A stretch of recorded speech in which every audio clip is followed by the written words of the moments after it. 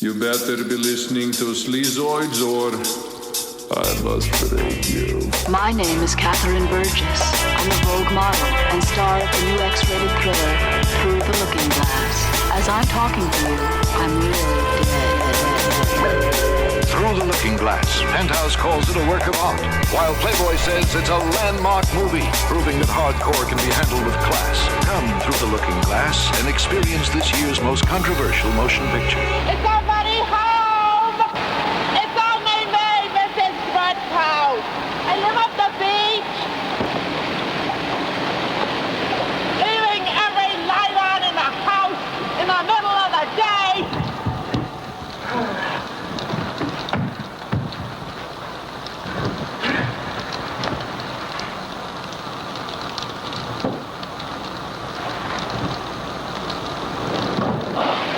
Selfish. Everybody today is so selfish. Oh. Haven't you ever heard about the energy crisis?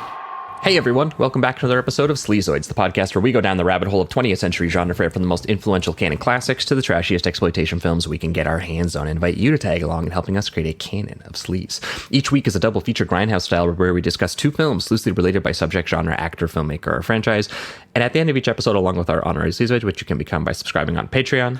Next week, we are doing the complete opposite vibe of this week and going big blockbuster mode, so join the sleaze.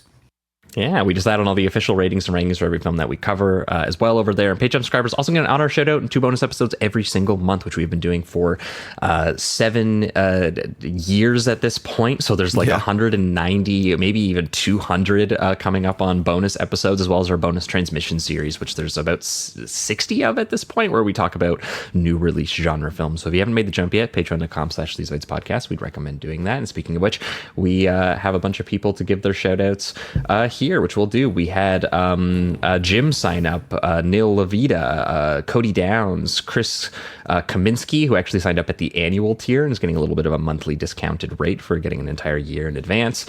We had just sign up. We had Matthew Stanisolovich, JR, Bryn Gross, Nikki, Max Pomerantz, Joseph Lally, Meet, Sam Denista, Chase Padusniak, Brad, and last but not least, Mike Riley. So thanks so much to all of you folks. Hope you're enjoying all those bonus episodes. We appreciate that support. Yeah, thank you so much. Good to have and we on board. You guys should hook up. But yeah, welcome. That's the one plug for the week. The other plug, as always, is Apple Podcasts and Spotify. If you're listening to the show on either one of those platforms, I can see the stats. I can see you right now listening on both those platforms. Give us a good old rating and review over there. It helps us climb the ranks and find new listeners. And the last plug, as always, is merch, which is very exciting. I have to change the wording on this because we have brand new merch, or a month old merch. And by the time you're listening to this, it's actually already started shipping to people. And I can't wait to see people having their photos with them and stuff like that. But we have a brand new blowout themed shirt for the show, designed by our friend Brandon Lim of Black Belt Cinema. He did an incredible job on the design. We were able to sell it at our screening of Twisted Issues with Charles Perrignon. We were able to give Charles one. Charles now has a Sleazoid shirt and hat that he's wearing back in LA that we're super stoked about. And also, yes, there is a washed chino twill, like sort of dad cap with the Sleazoids on it as well. So if you're interested in that, the link is in the description of this episode, as well as over at sleazoidspodcast.com. And yeah, we're pretty stoked about the new merch. Yeah, it's one of my favorite designs. I'm going to be wearing it at least once a week, I swear.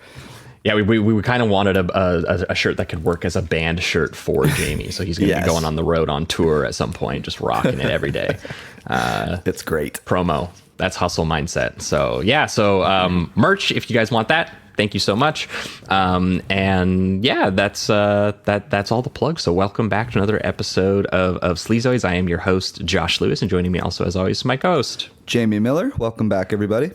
Welcome. I believe 2 weeks ago would have been the last time you folks over here on the main feed would have heard from us, where we would have had special returning guest Sean Fennessy of the Big Picture podcast on to share with us his affection for the bleak and sad 70s cop dramas of LAPD detective turned crime novelist Joseph Wambaugh. We did a double feature that included Richard Fleischer's The New Centurions from 1972 with George C. Scott and Stacy Keach, and Harold Beckard's The The Onion Field from 1979, which had an absolutely crazy early James Woods performance as a psycho cop killer. Yes, he's the best scumbag in cinema. I swear, I just love him so much. And yeah, that movie too, The Onion Field, has a really cool kind of half. Like the first half's kind of a suspense builder, and then the second half is almost a strange turn into a court drama and everything. It's a weird movie, but both very good. Yeah, so we haven't heard that episode. That was 2 weeks ago over on the main feed. But then last week over on the Patreon for you guys exclusively, there is for some reason, there is a remake of a 80s cult horror film called Witchboard being done by Nightmare on Elm Street 3 and The Blob remake and The Mask director Chuck Russell that is coming out this year. And we decided that we were kind of interested in that, and before we watched it, we should probably check out whatever the hell Witchboard is. So we watched the original Witchboard from 1986, directed by Kevin Tenney, more famous, I think, for doing Night of the Demons, and then we paired it with Witchboard 2 from 1993, which has all kinds of weird rules that guy loves about Ouija boards, which is specifically they need to be called Ouija boards. He's very adamant about this, and also spirits can't spell. Jamie, what am I missing here? There's other ones. Oh, the way to shoot the board is literally just to like physically destroy it. So just shoot it. Yeah, there's no elaborate way of going about it. Every single one has like sort of a Hellraiser style ending where they solve a Rubik's cube, but they kind of go, what if we just literally shot the Ouija board? Yeah. They are dumb movies, I will say, but we had a good time, and I'm looking forward to the remake. I just hope the remake follows all these dumb franchise rules that have kind of been established, so we'll see. Yeah, so if you're interested in movies that feel like they're more weirdly bizarre soap opera love triangles than they are Ouija board horror films, the Witchboard franchise is what you're looking for, and we talked about it on the Patreon last week. But moving on to this week, we are joined by two very special guests, two of my favorite Letterboxd follows, an Australian couple who were early patrons of the show and watch more trash together than perhaps any duo I've ever come across. Both are excellent writers and critics and program films and are involved in the making of films. Those guests are Kai Perrignon and Lucinda Mason. Kai and Lucinda, welcome. Hi, very excited to be here. Thanks for having us. Really appreciate it. No, very stoked to have you both. Kai, we had you on very long time ago, I think at this point, maybe, probably like 3 or 4 years ago, I think at this point. And we talked about Andy Milligan's Seeds and James Robert Baker's Blonde Death, which were two movies that we ended up loving. And we were trying to organize bringing you back on for a little bit. And we said, well, next time Lucinda needs to come with. And I'm glad that we were able to make this work out, especially with the figuring out the time with getting Canadians and Australians to record something together. It's not as easy as you might think. Luckily, we are like trash fiends. We love being up very late at night as well. We're like up raccoons. Into the night. That's right. Yeah, we're very nocturnal. That was incredibly helpful for this, I will say. So thanks to both of you. And what weird shit are we talking about this week? And what was the thinking behind the pairing? What unites the two? So this week we're talking about Through the Looking Glass and A Woman's Torment. And when we were thinking of what we should show, I kind of thought of a bunch of just Kai and Lucinda household classics, movies that we really connected over. And it turns out that we really like these two hardcore horror movies about vacant-eyed women who are like brutally oppressed by the patriarchy. So the classic grindhouse double feature. I really think one of the reasons that at least I find really fascinating, I think Lucinda finds interesting as well, is that it's hard for me to imagine like a guy back in the day going to the grindhouse theater to like masturbate to these movies. Yes. But that's essentially who they're aimed at. But like I know people did. But it's just an interesting tension in both of these movies of like how they deal with the actual sex in them. Yeah. Yes. How do you feel? Yeah. I would say I'm often drawn to films by female filmmakers, and Roberta Findley, who directed A Woman's Torment, is one of the rare directors from the sort of golden age of pornography, of pornographic and sexploitation and exploitation films. So it was actually, I think, the first Vinegar Syndrome Blu-ray I ever bought. And I really didn't know much about Roberta Findley at that point. I just saw A Woman's Name and that it was a pornographic movie and kind of a psychosexual kind of thing. So I was like, ooh, I think I'd like to watch this movie. And yeah, we watched it. We talked about it. This is when we were just kind of getting to know each other. And then... we like bonded over Roberta Findley. Yeah, that's right. One of the things that we bonded over, yeah. And then after we've been dating for a few months... That's honestly so crazy to me, but beautiful at the same time. Like the idea... This is the section of the show where the idea of inviting my fiance into what I watch would literally like frightens me a little bit. I'm like, are you sure? Yeah, watching these in the main room was a different experience for me. I have to say, my brothers would be walking in, they're like, "What are you doing?" I'm like, "I'm working. That's what I'm doing. I'm hard at work over here." Well, one of the first times me and Lucinda met, actually, we met a few times, but first time we really hung out was I host a screening series called Trash Night at like a micro cinema, but in its original form, it was in my living room. Basically, I lived in a share house and kind of had a big wall, and I ended up getting like 15 to 20 to 30 people coming in for a couple of screenings, and like one of them was to a room of like 25 people was through the looking glass, and that was a really interesting experience. I wasn't actually at that one. You were at that one, but I invited you like the next one, I think, and so and we were very similar stuff, so pretty quickly on, and then Lucinda like introduced me to Pink films, so like Lucinda was sending me a movie like Woods Are Wet. I remember like a really evil movie, and I was like, wow, this girl is so cool. It took me months to find that, or months to torrent it, because there was like one torrent of it available, and it was like this one guy who had it on his computer was like online like once every 3 months or something. Took me a while. Just moving it. This is very inspiring. I believe that love is real. Like listening to the idea that somehow people bonded over this specific subgenre kind of movie. That even amongst like my mutuals, I found like 20 or 30 people tops who have even like logged the stuff. Although speaking to your point about the fact that these were maybe ostensibly made for an audience that was meant to be titillated by it, there was one very funny review from a mutual of ours, Christian in Chicago, who mentioned that the last time, or the person who was hosting the film mentioned that they had screened it a decade earlier, and that there was someone who actually had to get kicked out for jacking off in the theater in Chicago. Oh wow! And that was during Through the Looking Glass, and I am baffled by that. That's the nicer way I'll put it. Christian in his review said they should have put that guy down like a rabid dog.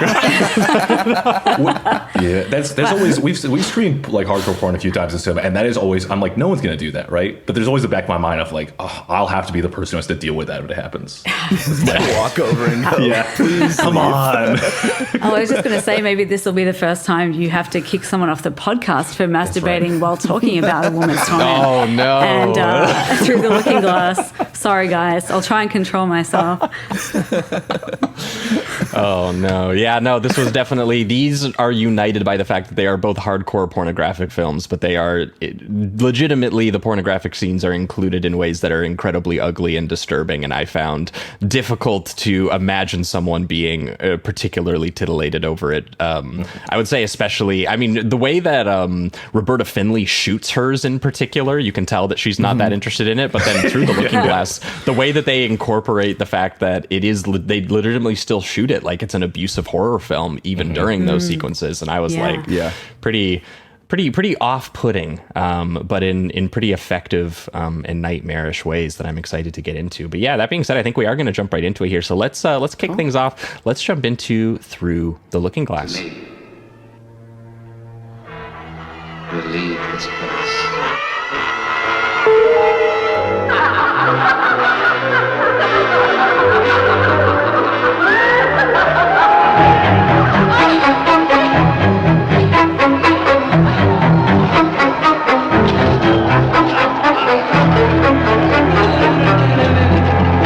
Hello, how are you? So good to see you down here again. I didn't expect you down here so... All right, we are talking Through the Looking Glass, the 1976 hardcore pornographic horror film written and directed by Jonas Middleton, co-written by Ron Wertheim and David Marla, starring Catherine Burgess, Laura Nicholson, Jamie Gillis, and broadly concerning the sexual frustration of one bored socialite housewife who begins masturbating in front of a haunted gothic mirror and begins perhaps being possessed by a demon or a ghost and making her think about her own traumatic past, and eventually ending up in what is called quote unquote Sexual Hell.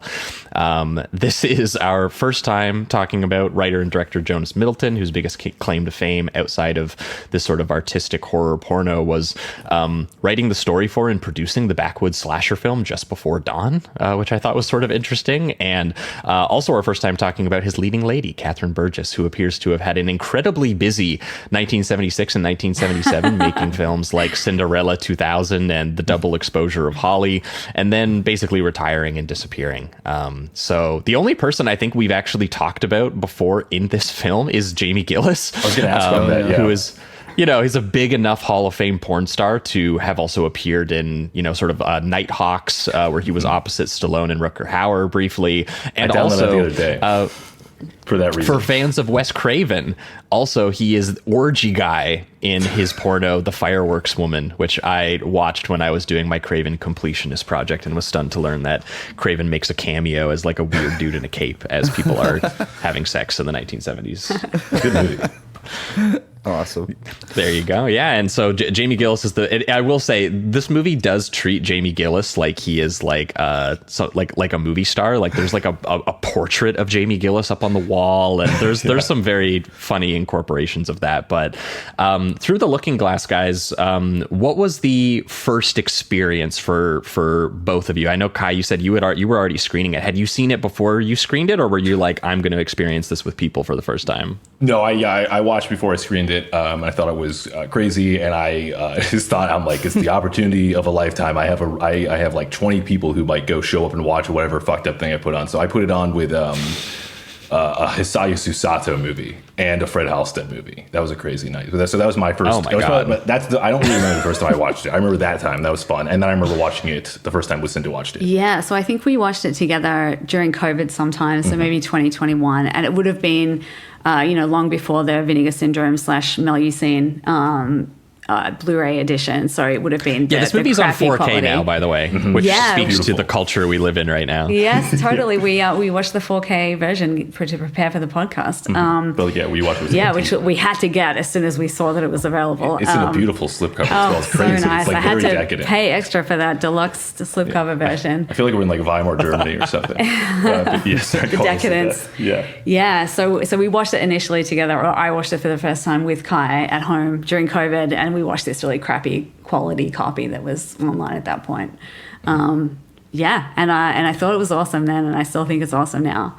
Yeah. So even watching on subpar quality, you were like, there is something very interesting happening here. Because we watched it on the brand new rip of it, and I was like, this is legitimately one of the more like beautiful 70s movies I've watched in a while. And I was like kind of surprised by that, because even looking at the people who are involved, I mean, one of the big contributors here is Joe Fernandez, who started his career actually shooting Doris Wishman films and obviously shot Deep Throat before getting snatched up by the cult exploitation director Joseph Zito, including shooting Friday the 13th, the final chapter, which is honestly Jamie and I's kind of favorite one, especially in terms of sort of how it looks. It's so sort of lean and mean and kind of pure, and the sort of nighttime rainy atmosphere of that finale. And when I saw that, he's not a guy. Joseph Zito is maybe not a filmmaker people normally associate with a movie looking beautiful, and I was surprised that there was like a legitimate sort of like gothic vibe to this entire thing. Obviously the sort of mansion location that they have for the film, but also some of the costuming and some of the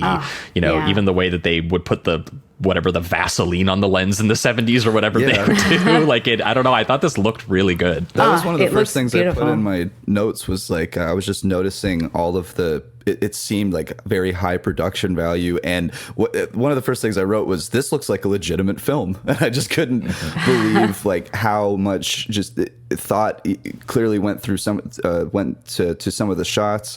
I would honestly say that this is Fernandez's like best looking film at times too, which is crazy.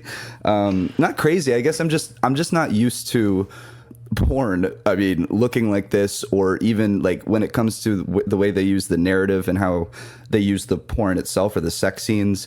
it's not what you would traditionally think of as like everything needs to be flattering and sexy and everything like that. It really does feel like you're watching. They just kind look of like an they had Italian more Gothic resources and they spent more time on setups and on, even when they're shooting hardcore pornographic scenes in this, they are like, we're going to light this in like this shadowy way that makes it feel like you're still watching a Gothic horror film. And that had to have not been good for anyone who wanted to watch a porno. No, yeah, absolutely. Because even the way that it's edited too, like they'll do things where a sex scene is happening, and it's it's very explicit, but they're doing cross-cutting with other things that are connected to the narrative, so it's reminding you of like something like a possession or whatever happens, and it automatically kind of just keeps breaking that chain in your brain of like, I'm watching sex. It just keeps going back to the horror movie and then back to sex and then back to the horror movie. So it's a very strange rhythm, and it does feel like unsettling more than anything. And a lot of the time too, the way that they shoot it is unflattering, I think, purposefully. So a lot of the time. So yeah, it's just very interesting. I've never watched anything like this. How do you mean by unflattering? You mean the actors in it look? I guess I just mean it's sometimes the way that the angle of the shot of the hardcore scene. I find fair enough. Yeah. Yeah, and maybe that's subjective. I don't know. But, yeah. You know what I mean? But so I think part of it might have been that some of the hardcore shots were insert shots, not of the lead actress herself. Yes. So she didn't actually do the kind of penetration shots, I guess. Yeah. So the lead actress was like. Just like a friend of one of the financiers, I think, who loved the script. But yeah, so in some of the sex, definitely it cuts to like below the belt, right? Yeah. Yeah. So I wonder if that had something to do with it. Yeah. But yeah. So I mean, you see her fully nude and everything, but the actual penetration is not her. So I wonder if that had something to do with the sort of unflattering angles that they had there, because they're kind of like up close with so that you can't tell it's a different actress. But yeah. She is. I will say this too. Catherine Burgess, I thought, was really good.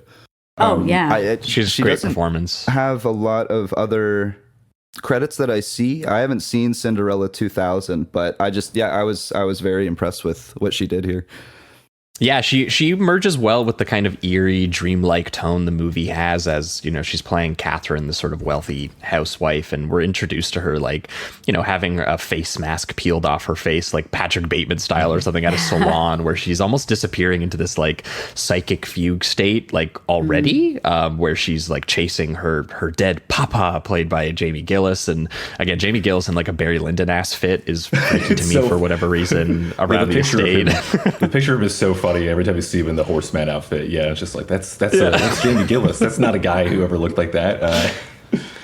Doesn't really make much sense, but her beauty is something that seems sort of like a little like renowned locally. Like the other women at the salon kind of can't keep their eyes off her. They talk about her like she is this perfect, they refer to her as sort of a wind-up doll or like an object, and I would say sort of unbeknownst to them.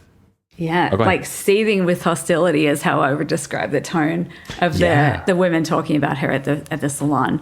They're talking about her like, as you say, like she's not there, and they seem to really hate her because of how beautiful she is, I guess, and how they think that she's a big snob or whatever, whereas she kind of seems a bit oblivious to them, like you say, in a fugue state. Yeah, I guess that's my sort of the thing that really struck me watching the film again this time was how much hatred there seems to be for her in this opening scene. Yeah.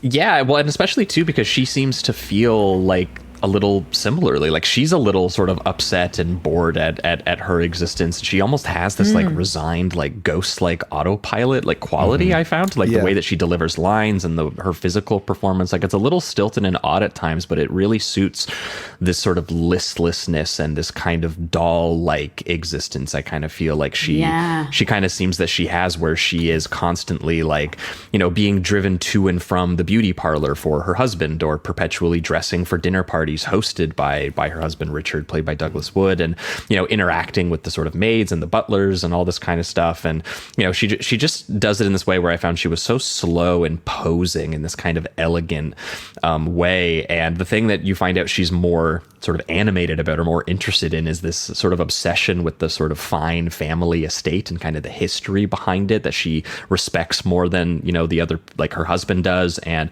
you know, more so than having sex with her husband, which she seems completely cold and disinterested in. Yeah. She is, you know, her favorite pastime is going to the attic of their mansion, where they describe her as frequently disappearing for hours to, where, you know, she's moved all of their sort of old family heirlooms and treasures and sort of furniture to, and when the husband renovated the house, and the centerpiece of which obviously is this large Gothic mirror she talks to like it is a person, like it is her father or something, which then makes you a little it gets the part of your brain that gets a little upset going when you're like, so she's talking to her father, it sounds like, but also her father's voice is becoming her own voice, and then she's also stripping and masturbating in front of him, and you're kind of like, what is the family history here? Which you do end up kind of discovering, and it is pretty disturbing. Yeah. Yeah. I gotta say too, this was another example of just, I think, some of the pretty good directing and camera work. Like, I like the way it slowly pans throughout the entire room and shows all the various like items and paintings and everything. It even kind of does this cool move where the camera kind of circles throughout the entire room and then lands on the mirror where you can see her looking into the reflection. And then that's kind of where it all starts. So there is some real thought and pacing brought to a lot of these scenes, and I thought this one was particularly cool. Yeah, and the way the camera like works with the scene as well is like when she's talking, going to performance, right? It's like doing a cutting between like a shot of her and then a shot of her in the mirror, right? Like reverse shots, and then her performance is shifting between the shots, even though we're getting just like these reflection, just like the craft. Yeah. I mean, that's the thing that was, I think, the most surprising, is because we have watched, you know, enough of, you know, Will Sloan has come on the show enough times and made us watch like, you know, porno films and even horror films that are, you know, have hardcore scenes in them. And I found very frequently what would happen is that you would have someone who was so interested in making the horror film and not interested in making the porno film. And that might have even been the case here too, but it's just the stylistic merging of the two is there's a consistency through the entire film. Like, there is artistic craft even as you're watching that stuff, whereas, you know, switching between stylized and a more sort of like flat sequence is what I'm more frequently used to. And honestly, even if someone is doing, you know, the whole thing consistently, sometimes the whole thing has that flatness of being, you know, we only had this much money and we shot it in a guy's, you know, apartment that we had available to us. And I also find too, just like with the narrative, I find even with some of the stuff that Sloan has showed us, it was kind of like, when the porn scenes happen, it's because they kind of had to, because we're still watching a porn. And I felt like with this film, those scenes are in it, but it all relates to the narrative, and there's usually a reason it's happening, even if it's through kind of like you're trying to understand two people's relationship, like when Richard and Catherine make out in the bed the first time, and then she kind of like rejects him. You know, there's just there is an actual sex scene involved in that, but it's to relate to how they're not connecting. And so I think it's a cool thing to see. I've honestly just never seen anything like that. So they're definitely story motivated, which is interesting because that's not always the case. There are even ones in this that I argue push the boundaries of being story motivated. Like, I think a little bit about the relationship between her driver, who is this like weird tormented mute man seemingly named Abel, who is a little obsessed with the mistress he serves, and despite getting incredibly horny for her, he instead makes it with his the maid Lisa, who is also his sister, who, you know, seems a little bit controlling and clearly like, I don't want you to get involved with her, you should get involved with me. And it feels like the ghosts of the estate workers in The Innocents had like a hardcore porn scene. Is like the best way I could maybe, you know, say like what that scene feels like. And it is one of the few scenes where I'm just like, oh, this was incorporated because they needed two other actors at some point to have sex, and maybe have sex in a way that's like, you know, not as overtly like, oh, this is a traumatized woman being assaulted, which is what a lot of the other for all the masturbators out there. I feel like that's the reason. Yes, totally. So going back to the kind of when you were talking about the, is it a horror film? Is it a pornographic film? Or the fact that it kind of fits those two genres like really well. I think Kai and I both listened to an episode of the Rialto Report podcast, which was an interview about the film with the director Jonas Middleton, and he did say that the choice of genre there was really almost an entirely commercial endeavor, I guess, in that he wanted to make it X-rated because that's what was selling at the time. Mm-hmm. And in retrospect, he actually thinks that he should have just made it an R-rated horror film because I think the tides were turning almost even in 1976. Mm-hmm. It was not as successful as he had hoped, even though it was quite successful. Sorry, keep going. No, go on. He said that when he was pitching the script around and Polly was interested in it, and he said that Harvey Keitel was interested in it, and that would have been interesting. Oh my God. I personally, and we know not he'll as go the full Jamie frontal Gillis too. character. It wasn't the Jamie Gillis. No. Because that's an interesting. Who was that? Oh shit, was it? Who else would it be though? It'd be funny if it's better. It is better if they were like the husband or something. But I think I feel like he did say. But I just think Jamie Gillis versus Harvey Keitel. Interesting. Who's better? Yeah. Definitely. For me, Jamie Gillis, but that's all right. Yeah, this movie, even just being closer to a softcore movie with Harvey Keitel in it, has a very different reputation than what this currently has, or at least is seen by more people. That's so interesting.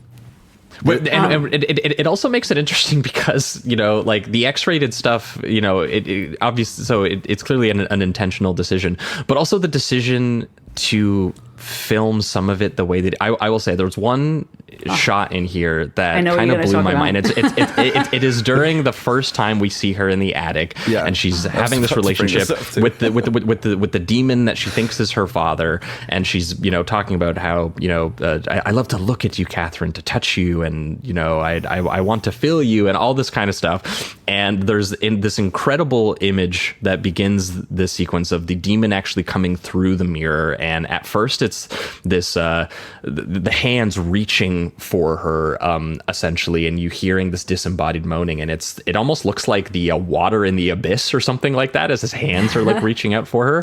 But then they turn into these like rotted, like green, like demon hands essentially that begin to finger her essentially, and the camera then does like a point of view of the tips of his fingers so that it goes full on gynecology mode inside of the actress. And I was like, I don't think I've ever, the idea to even put this in your movie was kind of astonishing to me. Yeah. Wow. I mean, it definitely has like a anatomical kind of view rather than like, it's not a sexy shot, I don't think. Like it's it's got a medical vibe, shall we say, rather than a sexual vibe. I feel like, is there something else that's done something similar? No. In a different movie? Yeah. In his first movie, he puts a fisheye lens real up close to some genitals. That's a tourist reading. Do you remember what in the podcast what he said they used for the It was like a surgical. It was some kind of surgical. It was like a colonoscopy camera or something. Yeah, something like that. Yeah. I kind of read it as like, I guess it was like the beginning of the possession. It was just like the pornographic way of doing it instead of like us, him. I don't know. A lot of the time lately, I've been seeing a lot of these possession movies like black sludge being like put into their mouths or whatever. And this one, it was, I guess, he fingered her to possess her, and then the camera going inside was kind of the representation. I will say it's an effective way of capturing that, and graphic way of capturing that, if that's what he's trying to get at. Absolutely. Because that was around the time where I kind of figured out what it was that we were in for, and that there was going to be weird and artistic decisions even made during those scenes, which was something that was kind of on our minds because we recently obviously flew Charles Pinion into Toronto to have a screening of Twisted Issues, and very cool. we had a great time with him, but part of the fun was just picking his brain the entire time and hanging out with him. And one of the conversations we got into with him that I was on my mind while we were watching this was asking him about his time shooting adult films, because we were like, how does a guy in the underground scene like make a living doing this, and what are the odd jobs that you did and all this? And he said that adult film was one that he did for a while because he viewed it as, I'm getting paid to make movies, and that's the extent of it. And he sounded a little bit regretful of it because only it wasn't a portfolio he could share for future work. He was like, he would sometimes be like, I take care in my framing or my cutting and this, but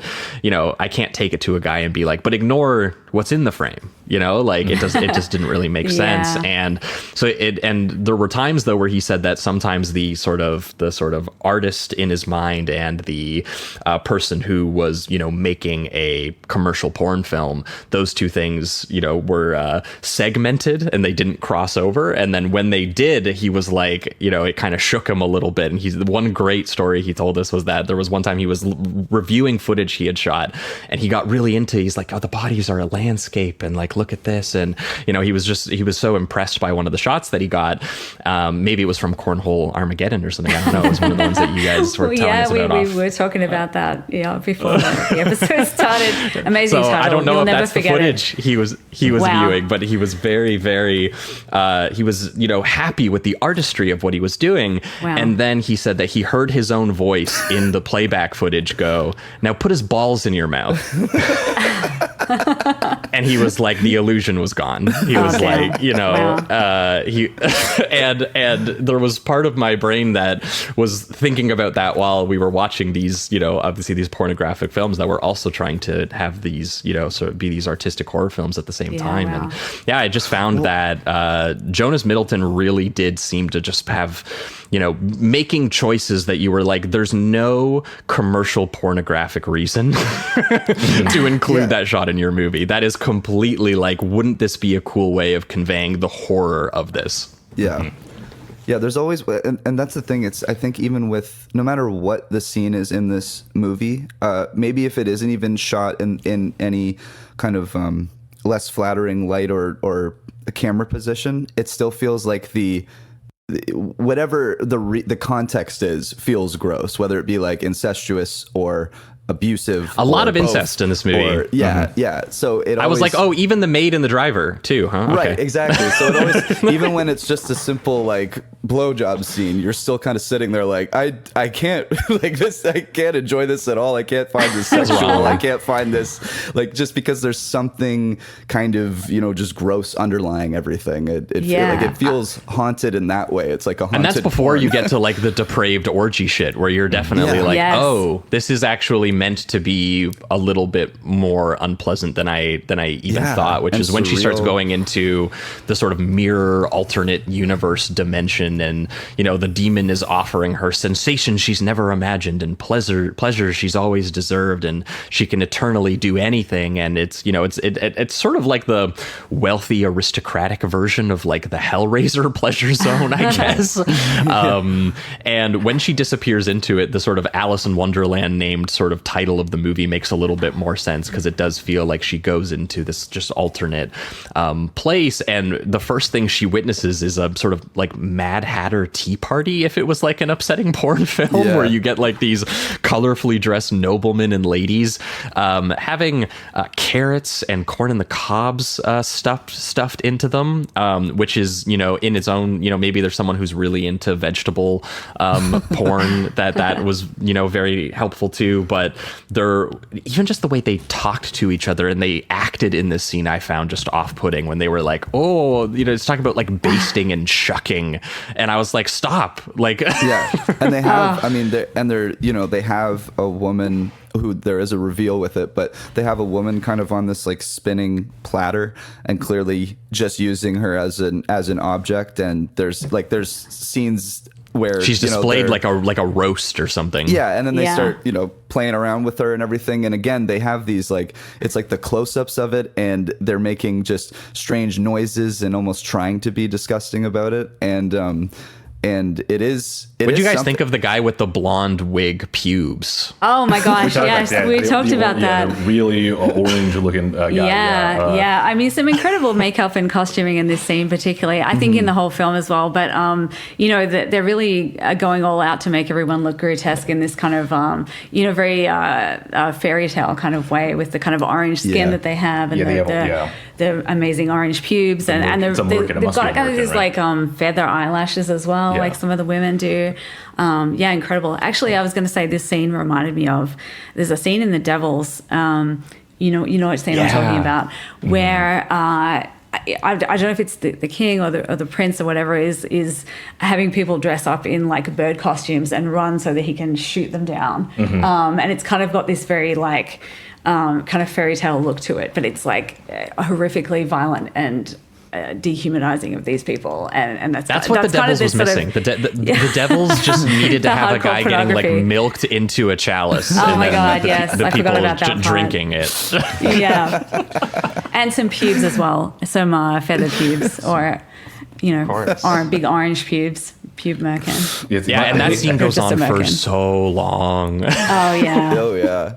Or at least it feels like it does. It is an uncomfortably long nightmare sequence, and I love the reveal is kind of that she sees herself as the one on the serving platter or whatever, or the table. Yeah, with the because they're welcoming her in, like they're trying to seduce her into it, but without telling her that she's functionally going to be like a sex slave for all the people who are already in there, right? Like that's what they're kind of hiding from her, and they're trying to drag her in by using like her trauma of being assaulted by her father as like a teenager to make her, because they know that she is traumatized by that, but at the same time she's still like, that is her first sexual experience, and there's a little bit of like it seems like part of her desire is like tied to it in a way. It's the only way that she can even feel like she is having any sort of sexual liberation is when she's masturbating in front of the mirror, sort of recalling that situation, which is obviously a really disturbing idea that layers over everything else that you're watching. But I mean, it takes her a while to figure out. Oh, go ahead. Oh, I was just going to say, I think this is a common reading of the film that, she's been abused by her dad and therefore she, has all this trauma. But I think for me, at least watching it this time, I felt as though you could also read it as just she's got twisted incest fantasies, that maybe she hasn't necessarily been abused, but she has these kind of really transgressive fantasies and this transgressive erotic life that she is only able to kind of realize in her imagination. You're going to say something else? Yeah, true. And there's like a shame to it. Yes, absolutely. Yeah. And so that's why, she's only able to, really fulfill herself erotically when she's kind of by herself and can kind of retreat into this fantasy land.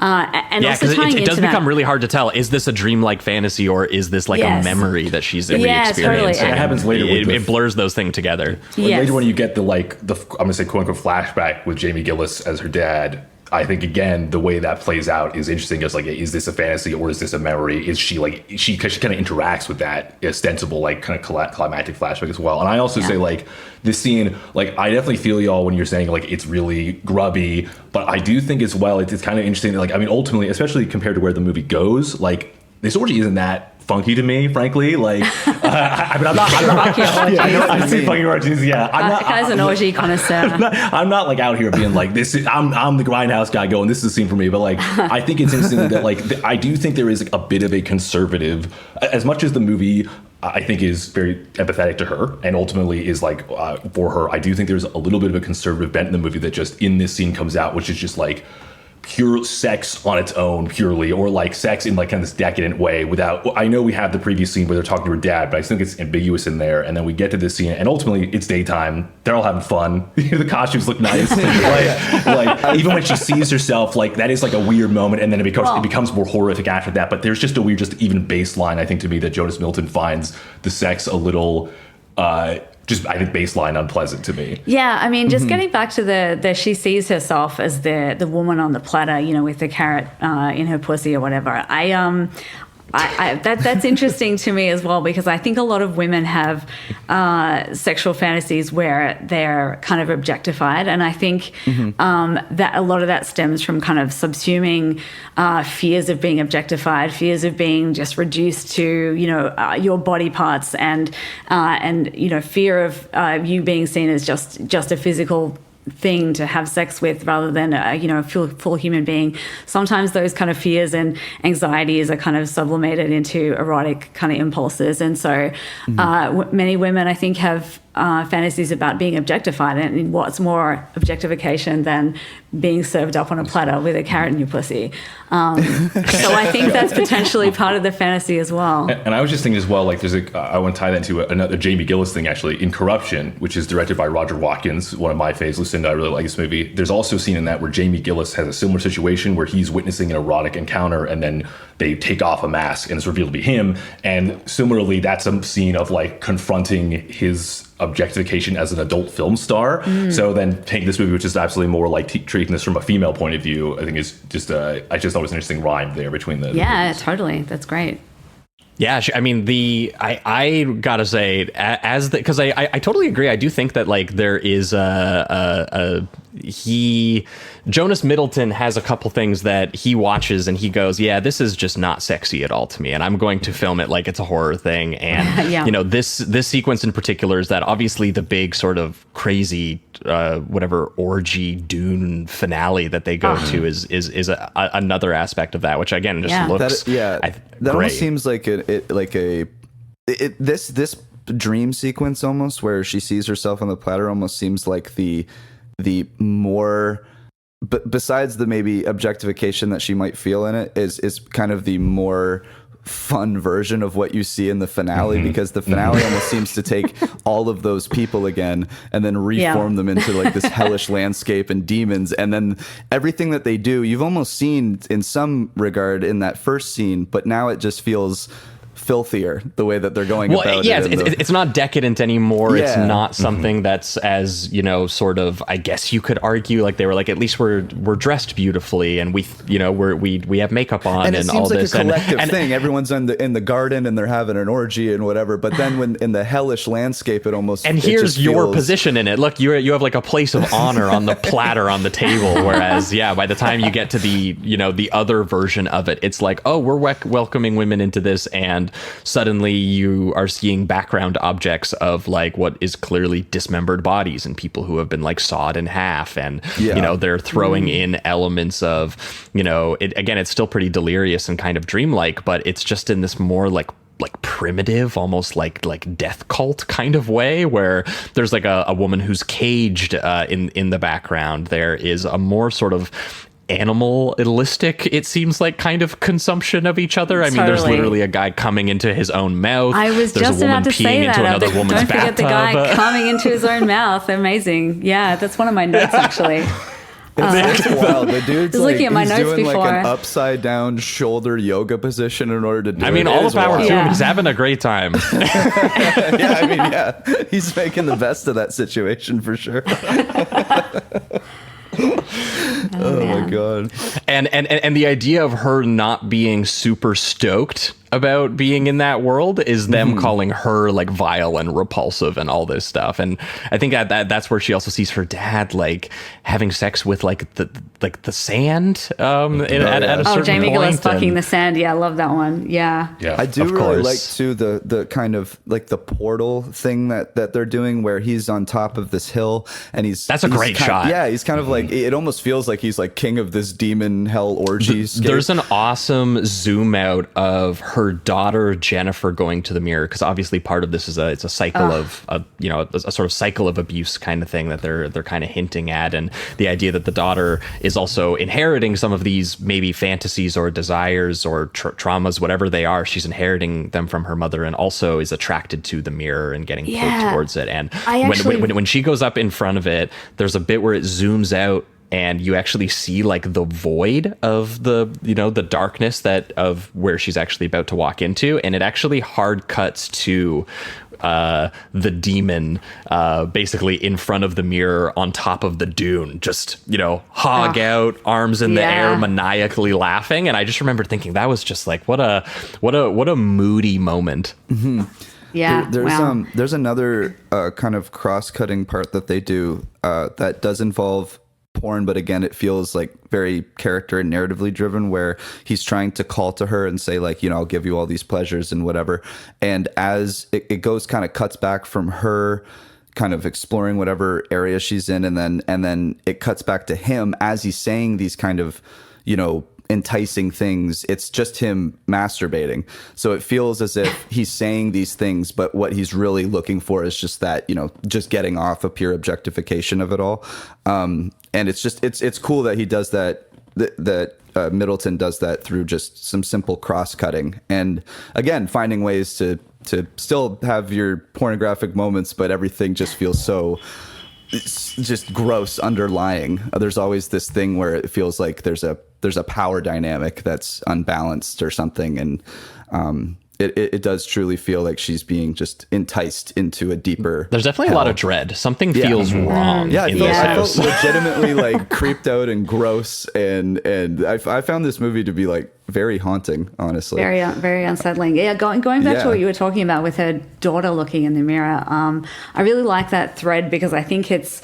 You can have so many readings of it. Like, is it about kind of trauma, kind of, reverberating through generations, or is it about, the thing that struck me about it is kind of like the kind of initiating yourself into life of being a woman and being objectified, and seeing yourself as an object to kind of be looked at. Like, I think that the mirror to me represents kind of, like perhaps Catherine and perhaps her daughter, like sort of like learning to objectify themselves as a way to kind of approach their sexuality, I suppose. And in terms of that, women are so used to being objectified and being looked at that they often begin to sort of perceive themselves as they are perceived, always kind of aware of how they look to other people. And part of a woman, like a girl growing up into a woman, is kind of understanding the way that people will look at you and how they see you as a sexual object and that kind of thing. And so I find, the scenes where the daughter is looking in the mirror and she's brushing her hair, she's kind of assessing her appearance, kind of really, they are disturbing because you can see how this kind of innocent child is growing up and sort of understanding how the world will objectify her and sort of see her as a piece of meat, and how she's got to present herself in this certain way in order to be taken seriously as a person and all this kind of stuff as well. Well, and you also see how Catherine doesn't want that for her either, right? Like when she picks up her sheer underwear and she's like, this is really cool. And she's just like, yeah, that's for mommy. Like, you can't wear that shit. Yeah, that's right. When she goes up, she has this like set of the hairbrush and mirror set, I think, that she leaves up in the attic where the mirror is. Correct me if I'm wrong on the plot details here, but I think the daughter is like, oh, I know where they are. I'll go and get them. I'll go and get them from the attic. And her mother is definitely like, don't go there. Just don't touch them. And I feel like it's, she wants to kind of preserve her child's innocence as long as possible and not have her kind of initiated into this world of sex. And well, see, that's where I got interested in the idea of whether this is a desire or a fantasy, or whether it was a sort of a traumatic memory, because there is part of her that's like, I know this isn't for my daughter. Like, this is for me. And I actually am getting something out of this. And on some level, I enjoy this interaction that I have with the mirror. Yeah, but the idea of her daughter getting involved in that, and there's a really sad moment when she's talking to her and she finally just sort of relents and goes, my daughter is growing up, but the language she uses is the exact same that her father in the whatever fantasy or memory or whatever it is uses towards her, about saying that I like looking at you, you're growing up, your body is changing. All of this language that he uses to be like, I am going to have sex with my own teenage daughter, is the exact language she ends up using to her daughter. And it does feel like she's kind of just being like, this is the way of the world. This is I can't resist this. She's going to get there someday. But she does call it, this is our secret between the two girls in the house, that you're going to be able to have grandpapa's mirror and brush. Gross. Yeah. I mean, that's very much like, how child abusers talk to children as well. It's our little secret. Don't tell anyone. All kinds of layers so I found of horrific that's stuff so here. upsetting, and that's immediately followed by the demon coming out of the mirror and charging at her with and raping her essentially, right? And the crazy wind and lighting effects in the attic as that's taking place, and that is what kind of triggers unleashes the kind of delirious transmission into the other dimension. So that whole section of the movie, at a certain point, I was like, this is just incredibly upsetting and disturbing. Yeah, it's true. It really is true. Like, it reminded me of some of the just grimiest and haunting like Italian horror stuff that we've discussed. Like it's just the score too, by the way, which you haven't mentioned, kind of has that vibe too. Yeah. Yes. Yeah, totally. It's speaking of also Friday the 13th legend, he did every single film up until part 7. So those two guys were together. You know, they didn't know that they would one day reunite and have a big horror franchise under their belt. But before that, here they were. Yeah. Yeah. But yeah, that opening score of her like driving around or being driven back to the mansion, I was like, dude, that's like straight out of like an Argento movie or something. It's quite beautiful. Yeah. So rad. Yeah. I wrote that same thing down. Beautiful greenery in that as well, right? I'm just like popping off in the first frames. Oh yeah, that's something in my notes I mentioned is just how beautiful the garden is, like of the house and grounds generally, like a verdant garden, like it's so beautiful. Even inside as well, it's like full of green and like velvet and yellow. It's like very. I mean, I look kind of. It's a beautiful location. It's like it's really beautiful. Yeah, it's incredible. I do remember where they said it was in the podcast. They did talk about it. Where was it?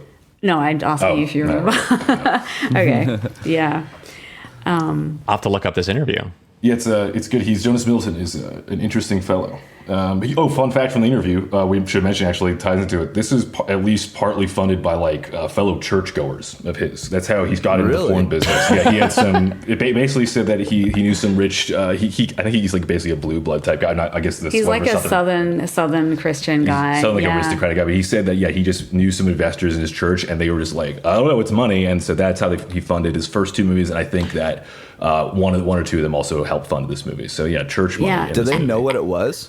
They knew what it was. They knew it was pornography, for sure. Wow. I think that was because it was kind of in vogue at the time, and they were just kind of like seeing it from a commercial perspective and being like, well, it gets us some money. And the other interesting thing about it is, we're talking about how you can interpret the movie. Is it about, trauma through generations? Is it about abuse? Is it about, conceptualizing a woman's sexuality? But actually, when Ashley West of the Realtor Report asked Jonas Middleton what it's about, he was very clear that it was a kind of an allegory for, if you have sex too much, if you're too promiscuous, you're going to hell. So it wasn't. He literally says like the wages of sin is death, something like that, right? Yeah. Like, It's so he's definitely seeing it from this the moral point of view. Yeah. So it's just so interesting to have that, and then have these things where it's clearly like the generational abuse with the father abusing his daughter and everything like that. I guess that makes more sense when we're thinking about the garden scene, like you were saying that, Kai, where it did feel somewhat conservative in ways, just because at the end of the day, in that garden scene, they are just kind of all having sex with each other consensually. So it is, I guess, whatever, you know what I mean?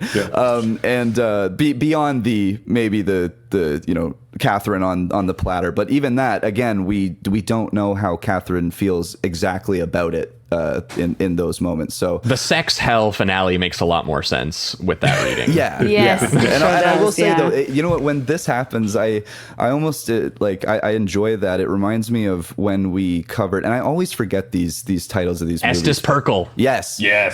we covered this dude who he basically the was burning like hell is what you're thinking of, I think, Jamie. Yeah, and he just made these like incredibly explicit horror movies to scare children, essentially, and because they're just so honest and authentic to his fears, it just works, and it's like a legitimate kind of horror exploitation movie. And I guess this is kind of the similar thing, where you just kind of get exposed to somebody's like deepest fears of sex, and I felt it. I was like, you know what? Maybe this is wrong. Totally. What's bad. Totally. What's their idea of hell? It's this horrible, like Burning Man type situation where you're in the desert. People are grabbing at you. Everyone's coming into their own mouths. Horrible. Yeah. I mean, it's my idea of hell. Burning Man. I mean, not the scene from the movie. God. Yeah, but what makes it so interesting is that, like, obviously there is like a clear, I don't know, maybe it's because he's copying the vocabulary of just sort of like a woman's horror film or something too, but like there does seem like empathy for this experience that she's going through, and also, you know, definitely a fear of the, you know, as Lucinda, I think you've been pointing out very correctly, like the objectification stuff through the use of the mirror, through the use of just the beautiful cinematography and the lavish location and the costumes and stuff. Like, it does seem like there's more things on its mind about, you know, like, I didn't get the vibe, funny enough, watching the movie, that she was promiscuous. I got the vibe that she was, if anything, kind of repressed because she doesn't want to have a sexual relationship with her husband. And, you know, so it's interesting that, you know, I think that if that was the movie he wanted to make, he probably could have written a character to be more overtly punished for being promiscuous. That was really not the vibe I got from her performance or from, you know, some of the things he actually has her go through, which do feel like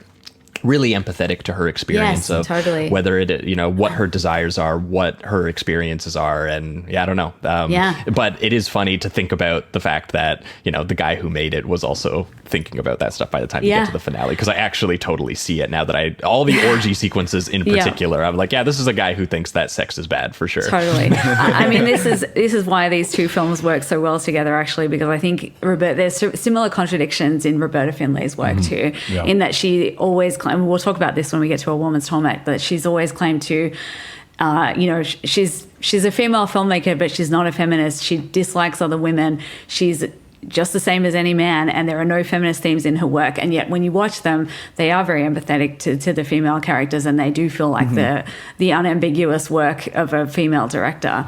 So I think these two films pair really well together for that reason. I also want to shout out a movie that's not part of the double and wouldn't pair well, but is common here, which is that Jared Damiano of Deep Throat, Devil Miss Jones. Also, interesting contradiction there. That dude, very Catholic, very like pro-monogamy. So a few of his movies have orgies in them, but at the end of the day, it's like, and marriage is the best thing you should do. So pornography directors, a land of multitudes, you know? Yeah. Yeah. That's wild. I just didn't even know that this world existed where a bunch of Christian men were getting backed by churches to make these insanely horrific like horror porns. What a world. Crazy. Yeah, really recommend this episode of the Rialto Report, actually, where Ashley West interviews Jonas Middleton. It's really interesting just because of getting a picture of what the times were like back in 1976 when they were making a movie like this, funded by Christian money. But, you know, also Jonas Middleton was hanging out with Andy Warhol, and he was dating models, and he was, what else? Another interesting, fascinating fact that he talks about during the interview is the lead actress, Catherine. She was essentially a sort of bored and repressed housewife at the time, like the wife of, kind of a socialite wife of a very rich man. And she was so kind of, I guess, inspired by how liberated she felt through making this film that she actually ended up leaving her husband. But not only did she leave her husband, she actually changed her first name to Catherine after her character in the film. I'm actually not sure what it was before. But so she obviously found a lot of meaning in this particular role, and the experience of working on the film too. And it does seem like, I don't know, I'm not familiar with any other work that she's done, but looking through Letterboxd, it seems that she did have a kind of very prolific period after she made this film, and then maybe I didn't see her much again. But yeah, obviously something about this movie kind of like set her erotic imagination. You can kind of see it in the performance, honestly. It does feel like a lived-in performance of someone who has these feelings. And, I do think it's a huge reason the movie works. Yes, totally. I love her performance in this. I think she's amazing. She's like a Wanda.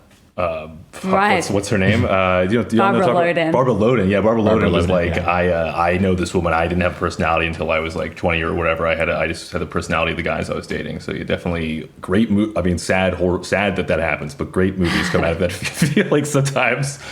Yeah, the contradiction of the director being like, she's going to sexual hell, and her being like, I am free. You're seeing both on screen at the same time. So it's very cool. Wow. No.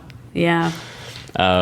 Pivoting towards reductive rating around here, on Through the Looking Glass. This is a very solid 4 for me. I had a really good time with this, to be honest, as much as you can have with a movie that is trying to also kind of be disturbing and upsetting. But again, a very eerily stylized, like gothic horror film that I do think would have worked as a horror film if they had not even put in the X-rated content into the movie. Like, I do think that, you know, Catherine's performance as this sort of elegant, lonely, objectified, you know, sort of housewife is really fantastic. I think the atmosphere captured through some of the sort of dreamlike gothic imagery of the cinematography and the score and the lavish mansion and the costuming and everything like that really do help this feel like you're watching like a 70s possession horror film of some kind, where you could imagine it just being a normal horror film where the woman goes into the attic and there's a demon in there and the demon tries to seduce her and all these different things. And it's just also,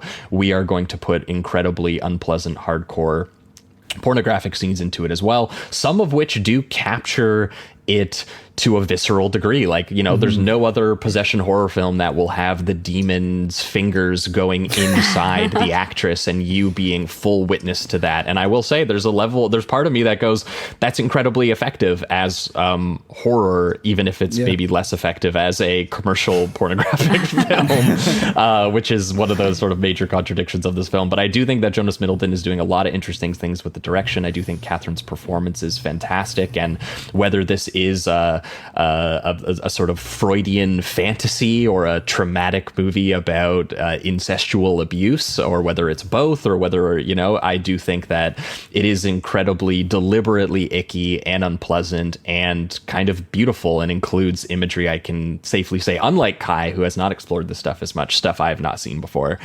Vegetable penetration, the dude jacking off into his own mouth. These were things that I was like, God damn, this is, you know, if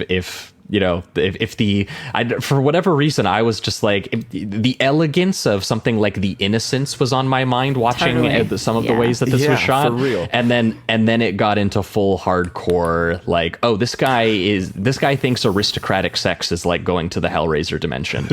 And I found that an incredibly effective contradiction. So easy for. Yeah, I'm right there too. It took me a couple days to think it over, just because I've honestly never seen anything really like this. Again, we have discussed kind of genre swapping porn on the show, but it's always felt like they were kind of almost separated from each other as the film went on.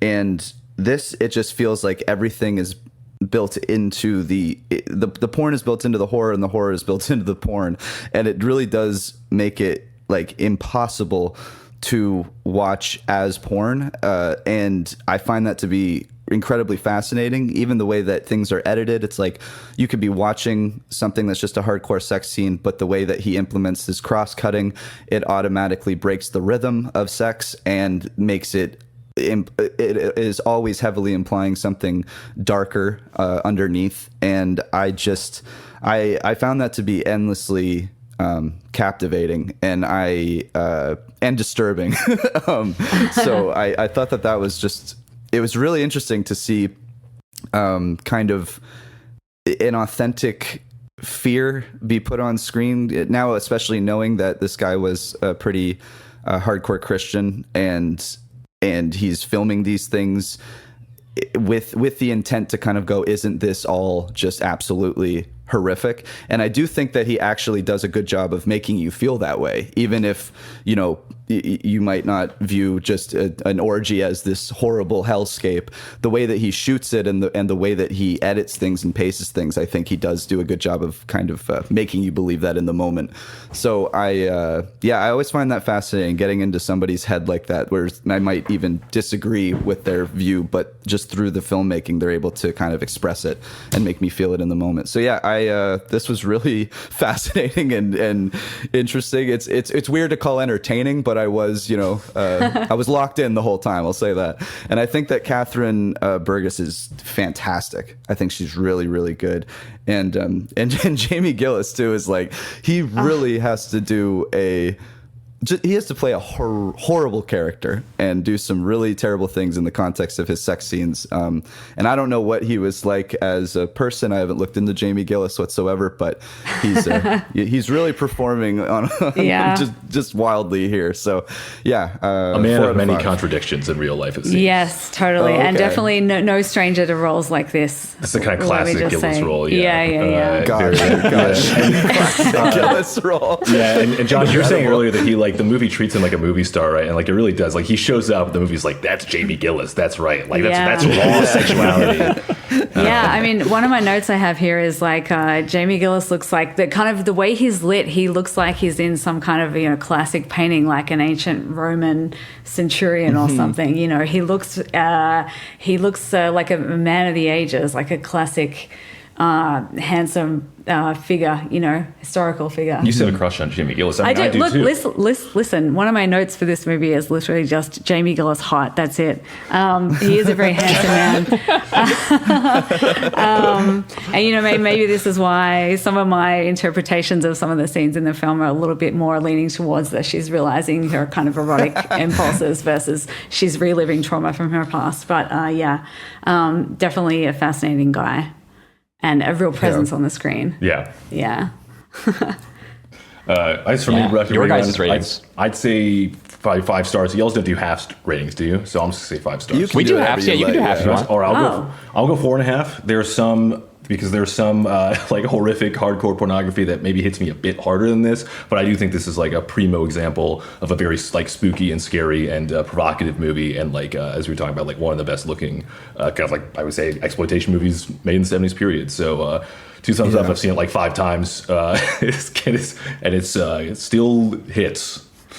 Wow. Yeah. Well, I'm going to go with 5 stars because even though my last Letterboxd rating of this was 4.5, I think, if I'm going to round up, I'm going to go to 5. I just think it's a gorgeous looking movie. I love thinking about the production history behind it, all the stuff that was going on behind the scenes, Catherine Burgess leaving her husband, all this Christian money getting poured into this very strange and scary pornographic film.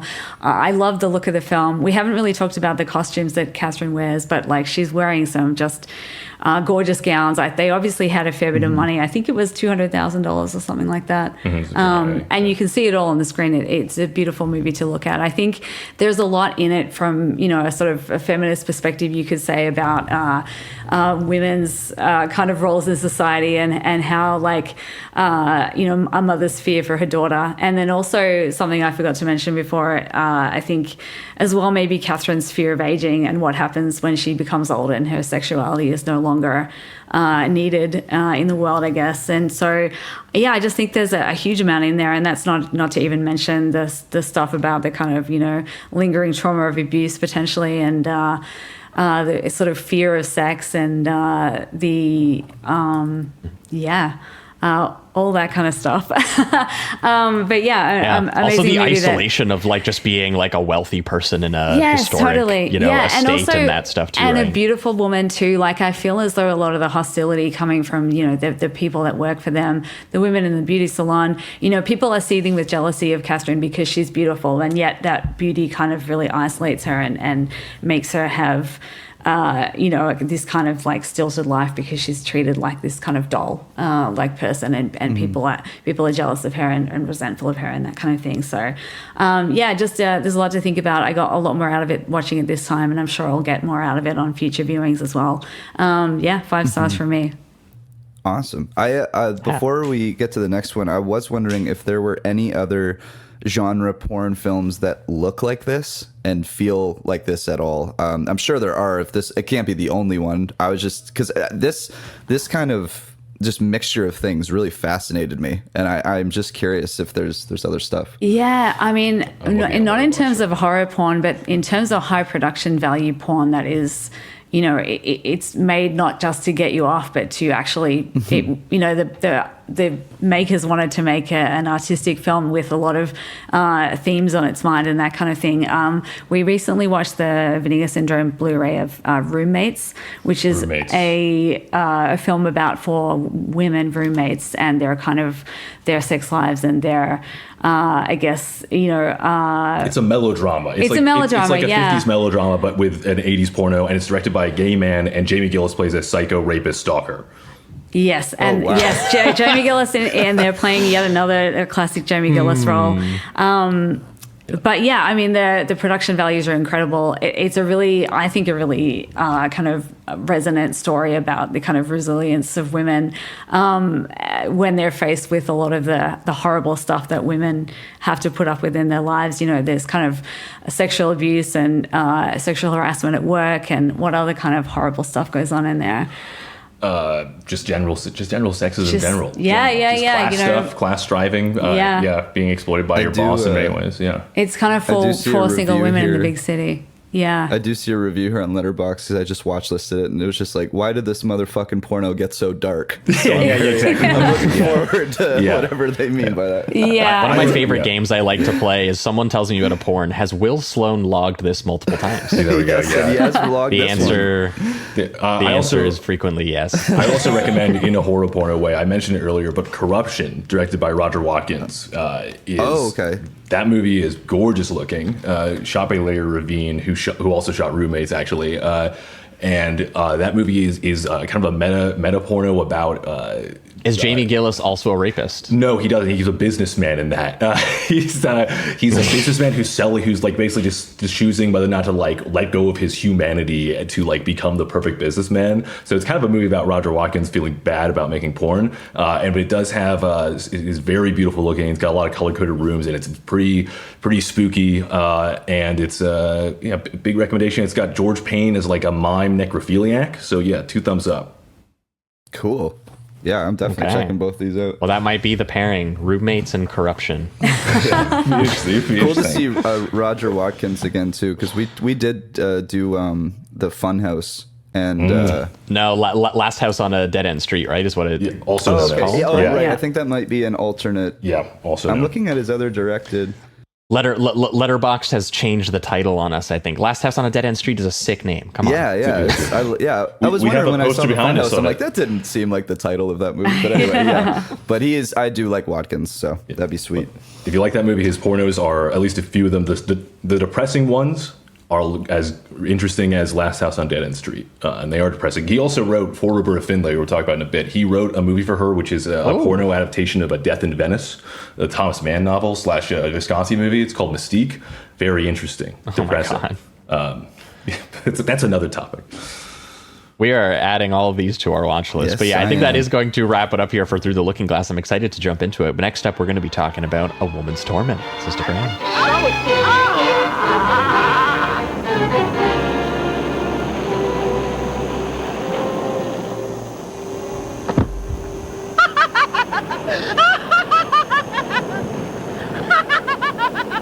Wanted to see the house!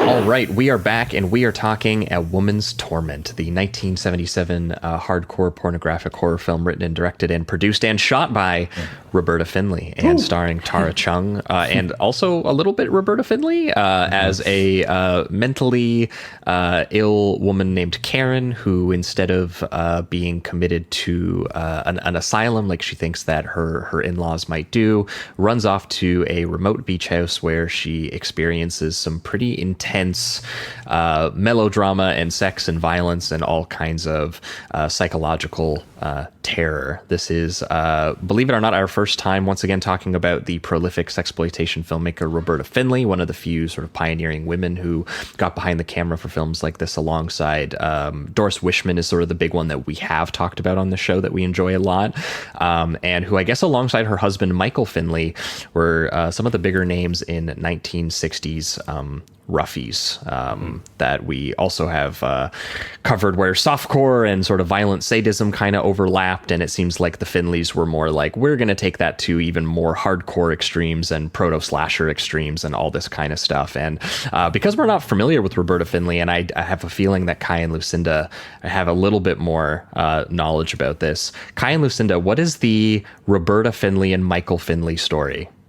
Oh, Kai, you can take it away. Okay, sorry, I gave a grin not because it's like a nice story exactly, just because it has a quite an exciting sort of near the ending. So Roberta Findley, she met Michael when I think she was in high school, right? No, at college, I think. At college, so she was quite prodigious. She was like a gifted student. I guess you would call her a gifted student in today's She was parlance. a pianist, right? She was a pianist, yeah. Yeah, but not just that. But she was particularly smart at school, and so she missed a couple of years. Like I think she skipped like 4th grade and 8th grade or something like that. So she was in college or university, we would say, when she was like 16. Mm-hmm. Yes, there we go. That's right. And so she answered an ad that was looking for a pianist to play accompaniments to silent films.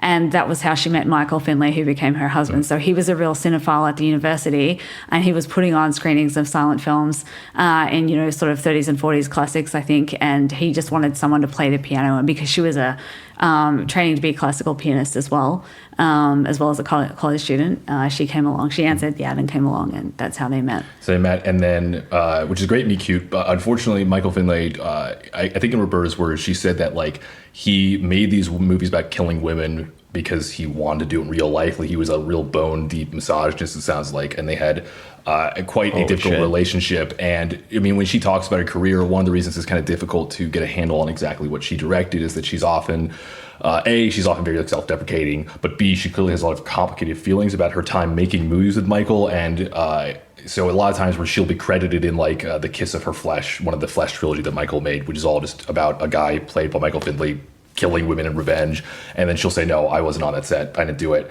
She probably was, but it's just kind of a complicated space. But through making the movies with Michael, these roughies, she got really into cinematography specifically, and she became, I think, a really amazing craftsperson. But then their relationship, they had separated. Yeah. And then their relationship came to like a final close after she kind of moved on and was working with other collaborators when he unfortunately was killed. He was decapitated by a helicopter, I believe the story. It was like a helicopter accident. So I don't remember exactly when it was. It was a bit after Snuff came out, right? Like the infamous movie they kind of half made. So, but just a very, very tortured and crazy relationship. Yeah. Yeah. But her filmmaking has kind of been defined, I guess, there's a few kind of like eras, for want of a better word, of her filmmaking, and they've sort of been. Yeah, it seems like she really progressed between the 60s and the 80s. Like it seemed like by the time she got to the 80s, it looked like she was trying to make like a little bit more like at least mainstream looking like horrors and thrillers and crime films. Like all exploitation filmmakers, I guess she was chasing the market, and the market during the 80s was definitely pointing more towards horror than it was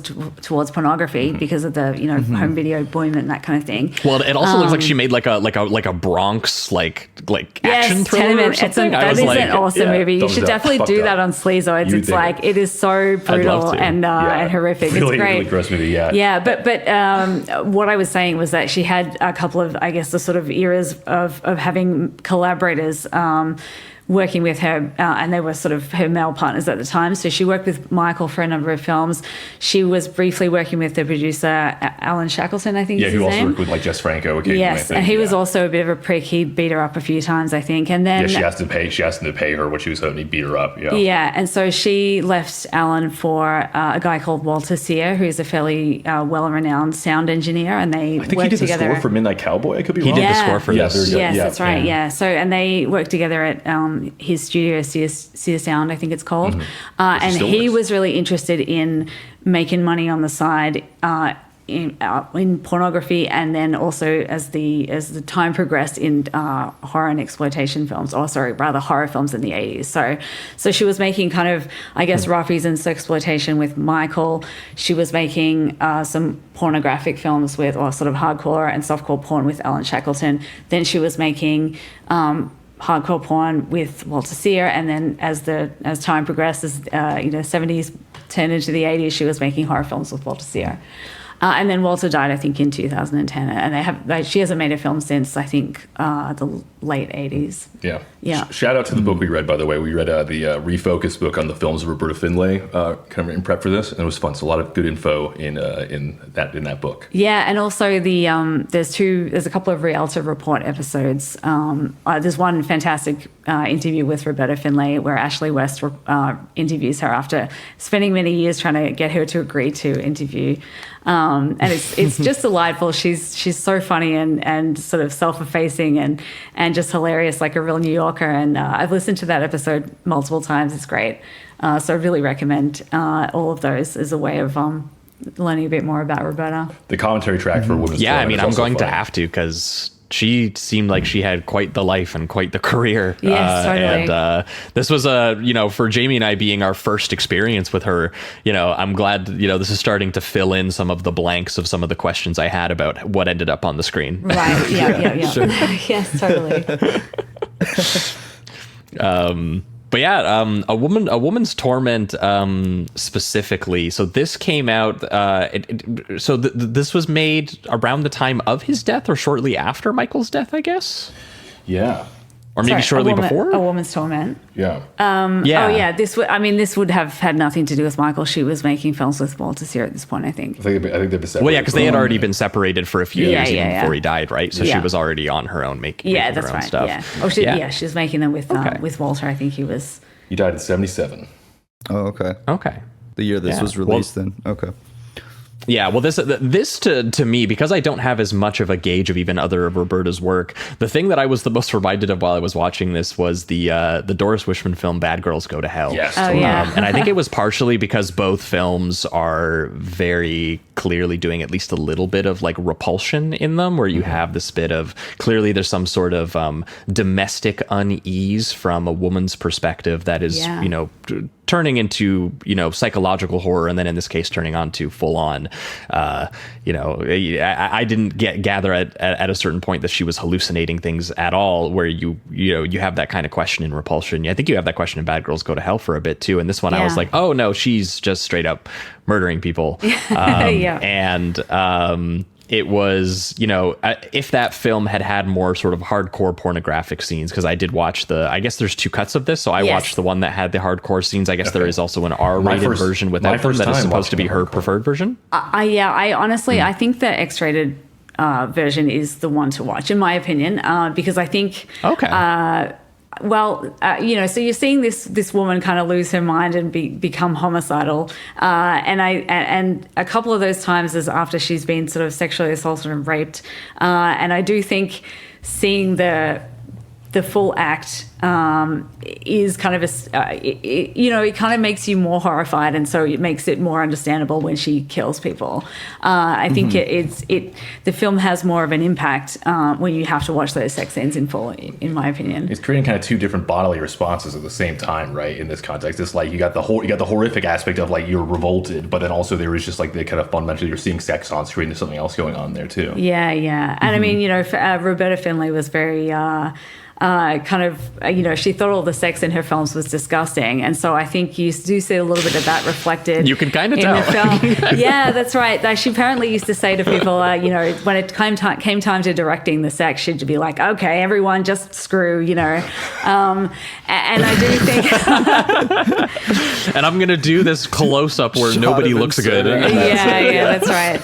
So this kind of ugly sex in the film, I think, is important to understanding the kind of mindset of Karen as this kind of very disturbed and traumatized person who turns to killing people as a way to kind of, vent her anger at the world.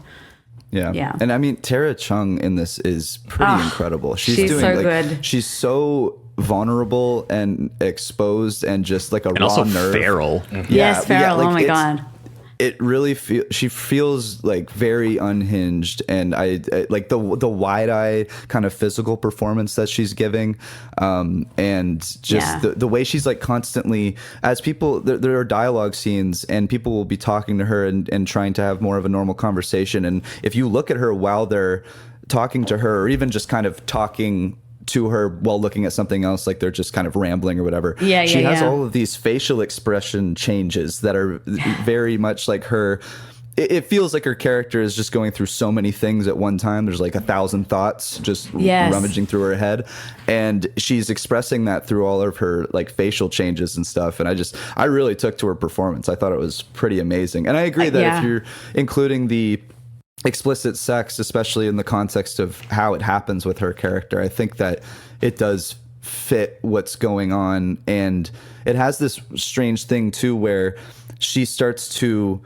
kind of try to seduce these men, but it's in this way that it's so clear that these men shouldn't be going forward with this, that it still has this very gross effect from the man's perspective. Like, even if she's going like, yes, this is what I want, it's just so clear in the circumstance that she's not in a mental state to I'd be curious too. So what does the R-rated version do? Does it just shorten it? Does it just eliminate it entirely? No, I think it just wouldn't have the penetration shots. So the sex scenes are still there. So I've seen this is the first time I watched the X-rated cut, and it's okay. I think a big because I watched it the first time, just I don't know why I did, and then the second time I watched it with the commentary track.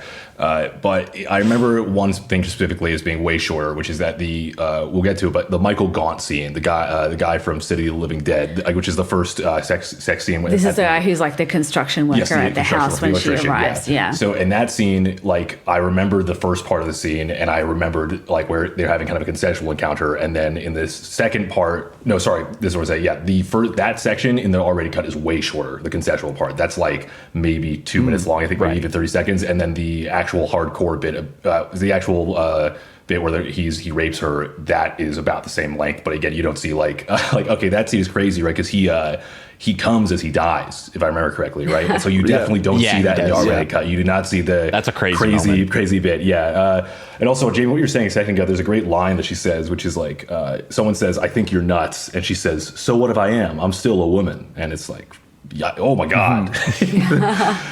Yeah.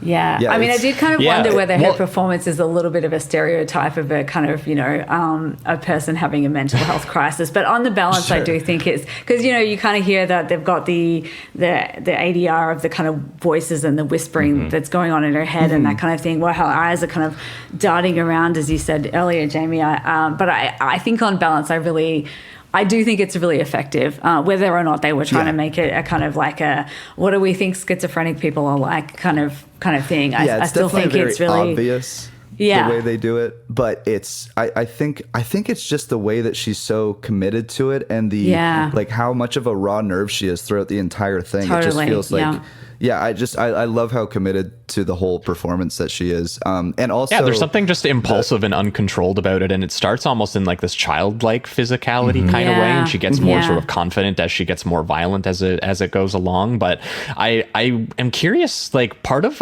what I liked so much about what she's doing is how it does interact with the elongated sex scenes, because it made me understand her more watching those scenes. I was like, yeah, this stuff's gross, man. Like, kill these people. Yeah. That was weirdly enough like part of the and and I know it's maybe meant to be a little bit of like a sort of a sort of satire of the specific class or these kind of couples who are having sex with each other, but doing so in pretty sort of loveless ways. I think one of the most sort of indicative sequences in the film is when it opens on the psychiatrist Otis and his wife Estelle having having sex together. I guess you could say it's horrible. Looks and awful.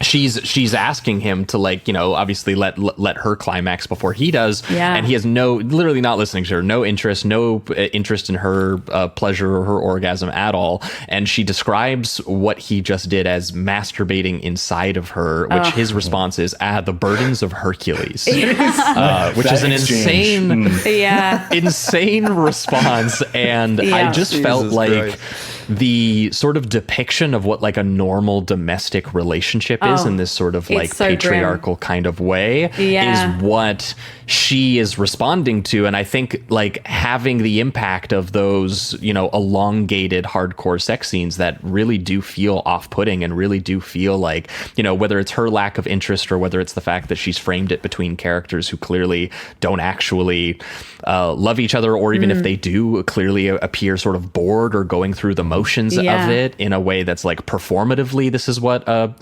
male and female couple is supposed to be doing. And I don't know, there was just something about all of that interacted with her performance that made me go, oh, this is why she's going fucking crazy. Yeah. And this is the very interesting thing about Roberta Findlay's work again, because it's like, she says she's not a feminist. She says she's not trying to put the female perspective in her films, and that the fact that she's a female filmmaker doesn't make a difference. She's just making whatever the market tells her is going to make money. But when you watch that scene, you can very much feel the kind of, the rage and anger of a woman. A male porno filmmaker doesn't write that scene exactly, or that dialogue. Exactly. That's right. Yeah, for sure. Yeah. That scene actually reminded me of that. There's a scene, I mean, it's a horrible scene. I've seen this film 3 times now, and I was still really revolted by that scene, seeing it again. This is the opening scene where the husband and wife are having sex, and she's like vocally complaining and going, oh, this is awful. I hate it. And he's just like, there's a cutaway of just to his face, and he's just like, oh yeah, with his eyes closed. It reminded me of, how they say Leonardo DiCaprio, when he's fucking whatever model, he has AirPods in or whatever, and he's just like completely, he's not even paying attention to her. It's just like the guy who played Otis actually does give a pretty good performance as an absolute fucking scumbag husband. Yeah, totally. Yeah, he really does. I do like the subtlety that he does too, where he starts to do this like very superficial comforting for her, and as soon as that's over, he just goes, all right, get dressed. And I do like too that her character calls him on it. And it's just like, oh, so you just, you care up to a point, and then as soon as it doesn't benefit you anymore, you move on. But and again, speaking on like the way that it's shot, it's still explicitly pornographic at times. Like, you are showing full penetration, but it's that same thing where you just feel completely turned off, because it's like you're watching sex, but they're arguing the entire time, and they're arguing about like they're just clearly having and a the disconnect. hardcore inserts are like these abstract anatomical close-ups essentially. There's no face in these moments, so it feels like completely opposite of intimate, and it does feel purposely directed that way, for sure. For sure, yeah.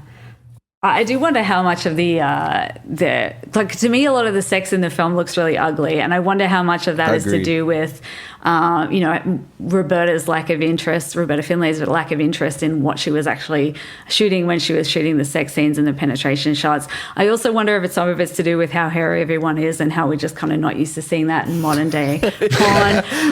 The second husband. And the other thing I think about is, we're watching this kind of like beautiful Blu-ray restoration where it's like super, super crisp, where if we're watching this actually in a porno theater in 1977, it would be like it would be a print, so it would be a lot softer. Yeah, I also feel like something here as well is that I think the rest of the movie outside of sex scenes looks pretty good. I think Roberta Findlay is really good cinematographer. I find a lot of the beach house stuff is really pretty, and then whenever you get it's like there's a prettiness to some of the images, and then when you get to the sex, that prettiness is gone. So there's like a contrast in the movie as well. Yeah, totally. I think she was most proud of her work as a cinematographer, like out of everything that she did.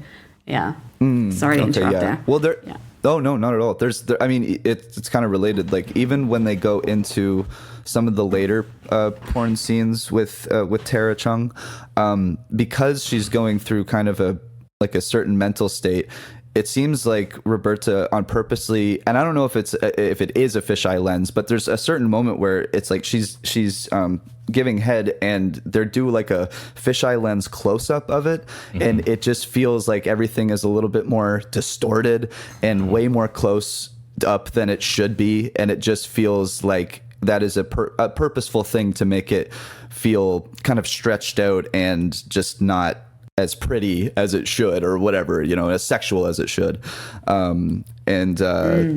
She does a couple of those things throughout the movie, but that one in particular was one that stood out to me. And again, I don't know if it's a fisheye lens, just the way that I'm remembering it, so close up that it almost feels distorted. Could have just been a wide angle. Yeah. It's so unflattering and close up that it feels distorted. That's all. Yeah, whereas the rest of the film does have a little bit more of it obviously a lot less resources than the last film we were just talking about. Yeah. So, it's not, they don't have a lavish location that they are, filming with, like a really beautiful camera or anything. It does have that sort of grimy 1970s, like New York, exploitation filmmaker kind of look. Totally. But as far as making a film like that, it is someone who has clearly made a lot of these and knows how to use color and knows. Yes. I was mostly, honestly, I was really impressed with the editing. There's a lot of really fantastic use of cross-cutting in this film, because we were talking about it in Through the Looking Glass, but in this one, there's like one that all of the normal couples are having fun, just like playing a piano and singing and all this, and she's like dragging her first corpse beneath and it goes back and forth beyond the point of where another filmmaker I think would take it, because she really is trying to make this point on these two different existences, and that one group of people can totally just pretty much deny the existence of what's happening with Karen, to the point where that it honestly became a little humorous to me, because the sort of family, the in-laws is sort of Donald and I guess her stepsister, Frances, played by Jeffrey Hurst, who's actually one of the guys in the finale of Looking Glass, I realized looking up after the fact, and Crystal Sink. And they're essentially, they don't really know what's wrong with Karen. They're trying to sort of diagnose it. She's had some sort of psychotic break. They're not sure if it's connected to some sort of traumatic experience she's had, but she's in the attic in a rocking chair with like stuffed animal and scissors, that looking like she could be like the killer in like Black Christmas or something like that. Yeah, I got like Norman Bates psycho vibes here too. Yeah, and they have just like no idea of how to interact with her. And what I was the most struck with is that nobody does. Yeah. One of the sort of opening sequences is that those two have a sort of precoital fight about whether or not they're going to sort of institutionalize her for being mentally unwell. And Dawn brings up that they treat her like she's a monster that they're hiding in their property, essentially. And we see images of her packing her bags as the two are sort of distracted having sex with each other, and then running away to the sort of beach property, which from what I understand too, I guess Tara Chung, the story is she ran away partway through the film, and so Findley also had to basically serve as a double herself for her character. So there's lots of images where they're kind of creepy and well staged, where you don't see Karen's face and you just see her hands and she's doing all this. Yeah. But I guess that wasn't originally supposed to be like that. It's just Findley in a dress and a wig made to look like Tara Chung because she ran away partway through production. Really annoyed. Yeah. Yeah. So it actually is the same wig, I think, because Tara Chung, as I understand it, was bald underneath the wig. A pretty good wig, I will say. Better than some of the wigs I've seen Nicole Kidman wear in some of her recent film roles. Yeah,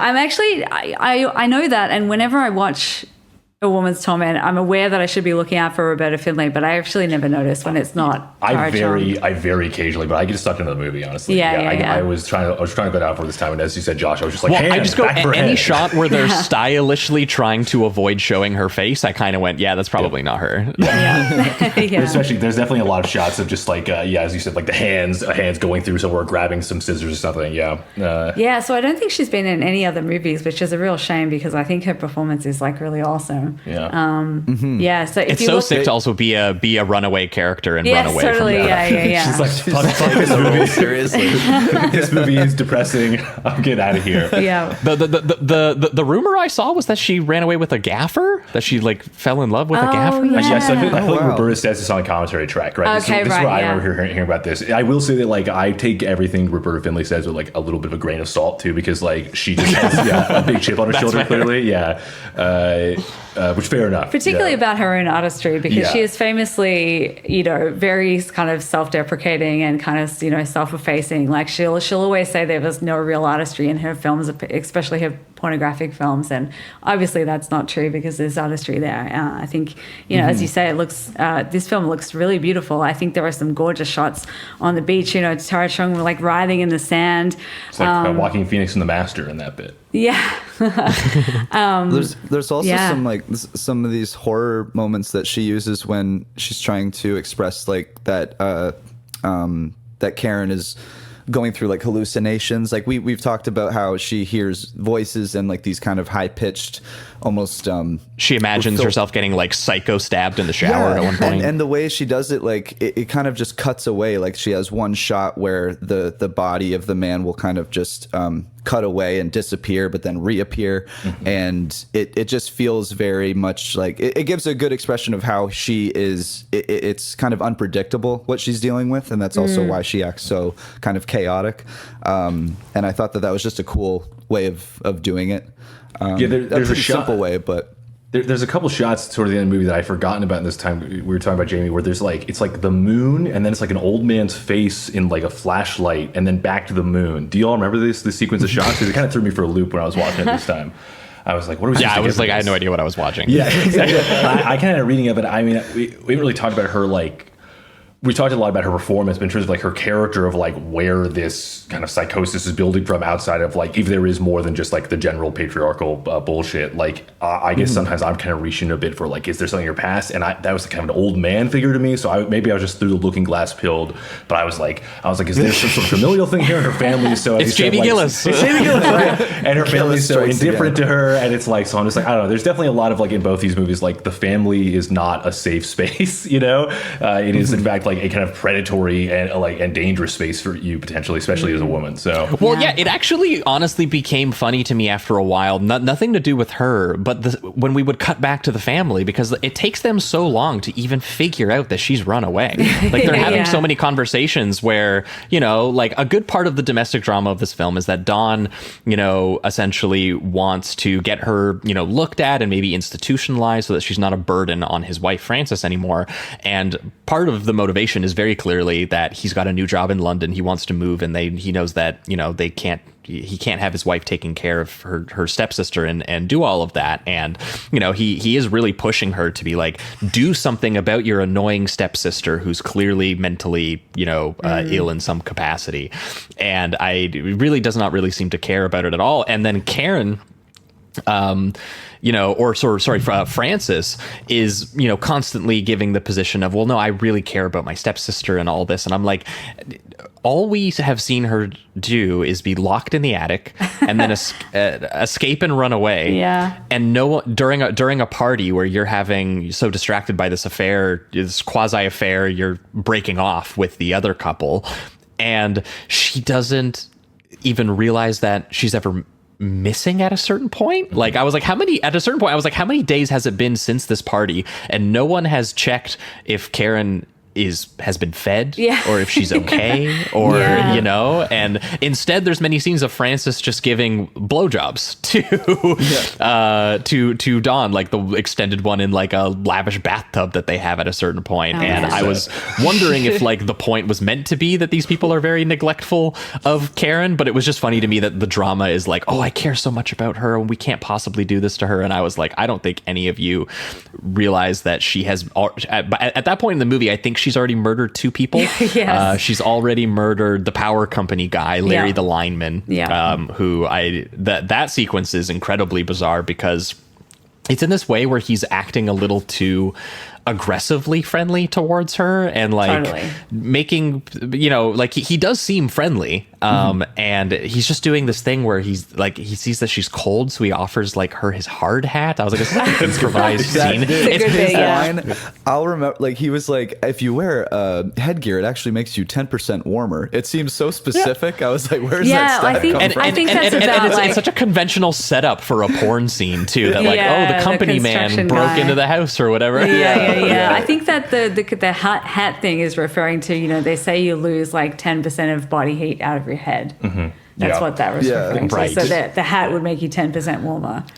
But then he makes himself at home. He's like, I'm going to build you a fire, and I'm a big, strong man, and you're lucky I'm not a murderer or a rapist. I'm just a big brother here to protect a little sister. And I mean, all of that reads to me as just that he's really aggressively hitting on her and trying to sleep with her for sure. I also think that his profession, I feel like, is kind of important here to me, to my reading the movie, because Josh, we were talking about with that dynamic with the family before as well. I think there's also a class dynamic here, and I feel like because the family is, you know, you get that lavish bathtub and you get that later scene where they're all hanging out on the rooftop, and like the Tara Chung character to me feels a bit like she's going to be they feel her as a financial burden, right? And they like she's going to be abandoned by this. She essentially becomes like a vagrant, right? She starts squatting in the beach house, really, right? And so I feel like there's this kind of class satire going on a bit where every time they're going back to this like completely ridiculously indifferent family, I think the movie is like, look at these rich assholes, basically. That's how I read it. And then it's like her kind of initiation into the horror aspect of the movie is with this kind of like working class archetype figure who comes in the house. I mean, he's like the porno archetype, right? But he is like an electrician. He's come in, and then she like initiates the sex scene. Obviously, she is not in a position to really consent at all. But I just do think it's an interesting class dynamic there, where she is squatting in this house basically, and then she has this erotic encounter with a working class man, and then cut to like her ridiculously stupid rich in-laws, you know? Yeah, although he does end up raping her, so yes, not a lot of class there. Well, solidarity there. I don't think. Well, I don't think that's what's weird about the interaction, though, is that she sexually aggresses him and stops listening to him at the start of it, and he resists for longer than I figured this character would. Where he's like, what is this? I'm your big brother, remember? Like, I've never taken advantage of a lady in distress in my entire life, and I don't know what's going on here, but I don't like it, lady. And he says like 7 different lines like this. Yeah. And that leads to the one where he says, you know, first you're hot, then cold, then you're 10 years old, and now you're an old whore. I think you're nuts. So what if I'm still a woman? That leads the extended hardcore fingering sequences where she is begging him to basically plunge it deeper and faster over and over again. And then that eventually turns into, he goes, okay, well, now it's my turn. And she obviously does not understand like what it is that he intended to get out of that. Like, it was one of these things where she goes, that's where the sort of childlike aspect of it me kind of came into it, because it felt like she does just this mania kind of clicks, and it does kind of go, I just am interested in this pure sort of like animal physical interaction we're about to have. And then the idea that it goes, oh, it's more than just that, is when she makes it go, oh, I am like, no, this is not the case. And he frames it in a really gross way too, where he's like, you got yours and now I get mine, and she's freaking out about it. Shit, like, I'm not your brother anymore, because he was saying how kind he was going to be to her and stuff. Like the turn, there's no blurring. The turn is very, very clear and very disturbing. And the fact that ends up sort of climaxing on a moment of him literally ejaculating while she plunges a fucking like knife into his back or whatever, or a pig into his back or whatever, and he comes in, shoots blood at the same time. I was so like, good, very funny, well deserved.